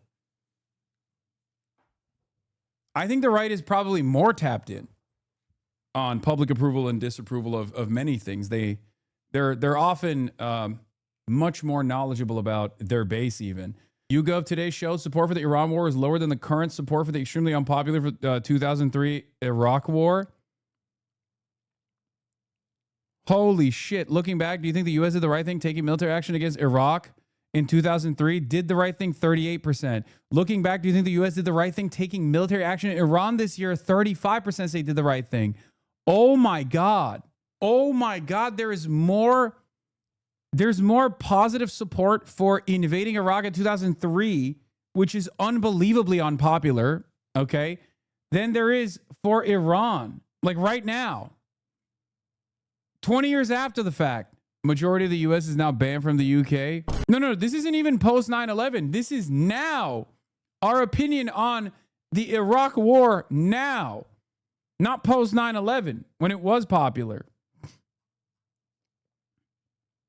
I don't even know why it's that high. I don't know why it's 38%. That's crazy, but still. Lives turned inside out and night turned into day. Такий і спалах прямо озарилося все.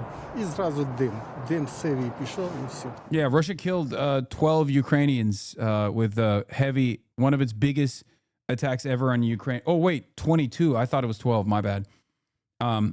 Yeah, that's still ongoing, by the way. I know we don't really think about it that much, but Russia is still pummeling Ukraine. Ukraine is still, blowing up Russian positions as well. Eyewitnesses described what it was like as 73 missiles and over 650 drones were launched by Russia at Ukraine. One of the largest aerial bombardments since the full-scale invasion began over 4 years ago. One way to measure the intensity, how crowded the shelters were last night in the capital. Another, the fatalities. At least 21 dead and dozens injured in Kyiv and Dnipro. After a night of deafening explosions, mourning and a different sound. Neighbours and families processing news of people killed in Dnipro, including 2 children. Or take Ulla Mudra, herself and her daughter survived a strike on their block. Covered in dust, described what it was like last night. There was a cloud of dust. We couldn't breathe. Men were standing nearby. One was thrown under the car by the blast. We were calling out to other people. We couldn't see anything. People were using flashlights as it was dark, and we couldn't understand where we were. This is the second large-scale aerial attack of this type in just over a week, and it's becoming clear that this summer Russia is intent on punishing Ukrainians with renewed intensity. The question, why? The answer, we've hit a key inflection point in the war where basically for the last 3 years things have been trending positively but slowly for Russia, but now things are starting to trend negatively but slowly for Russia. And I think Putin is seduced by the very seductive premise, which is you can win a war through strategic bombing, you can demoralize a population, and that essentially you can bomb your opponent into submission. But he's not going to be successful because that's not the center of gravity for this war. the center of gravity now is being determined by drone warfare. For months now, Ukraine has been using drones to target this crucial Russian supply line inside occupied Ukraine. It runs from Rostov in Russia along the OR-280 highway. It's a vital route for military supplies overland to Crimea and to Russian forces along the southern front. Ukraine is bringing the fight to Russia in ways that its population is starting to feel. Ukrainian long-range drones have continued to strike oil infrastructure inside Russian territory. In the last few days, at least 6 refineries hit. In Dnipro today, the savagery of domesticity destroyed for the umpteenth time. The card reads, "For Mum." It was Mother's Day in Ukraine a few weeks ago. There have been 5 of them since the full-scale invasion began. Ukrainians have seen pivotal moments in this war come and go. And they know that when it comes to Putin, there are few things as dangerous as a strong man who feels weak. President Trump has just named Bill Pulte. Oh, we're going to talk about Bill Pulte, but meanwhile, explosions heard in Iran's Qasem Island. Dude, I don't understand this will they, won't they situation that we're watching where America will just take pot shots at Iran and then Iran doesn't do anything about it. And I don't know where the fuck, I don't know how long we're going to go along with this, right? This already happened. This has happened before. It's not new.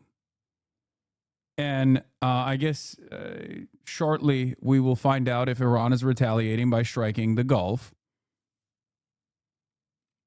But perhaps the reason why this is taking place is because they've decided to drop the whole ceasefire thing.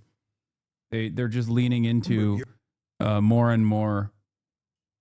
They're leaning more into Israel's ambitions. A good example of this, and a number of European leaders have basically said we should fight to the last Ukrainian, which I find kind of morally sickening.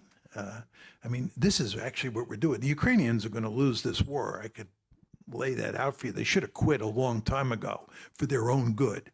The language that's used to describe the demographic situation in Ukraine is that it's in a demographic death spiral.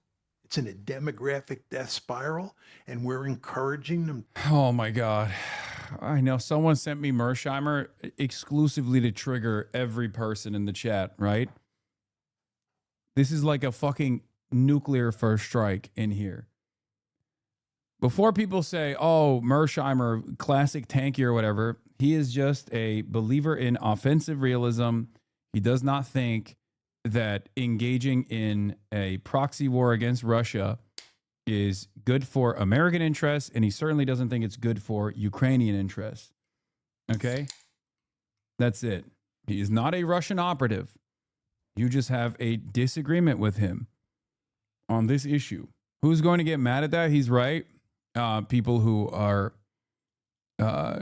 do think that Ukraine should fight down to the last Ukrainian. To throw bodies into the meat grinder when they're going to lose anyway?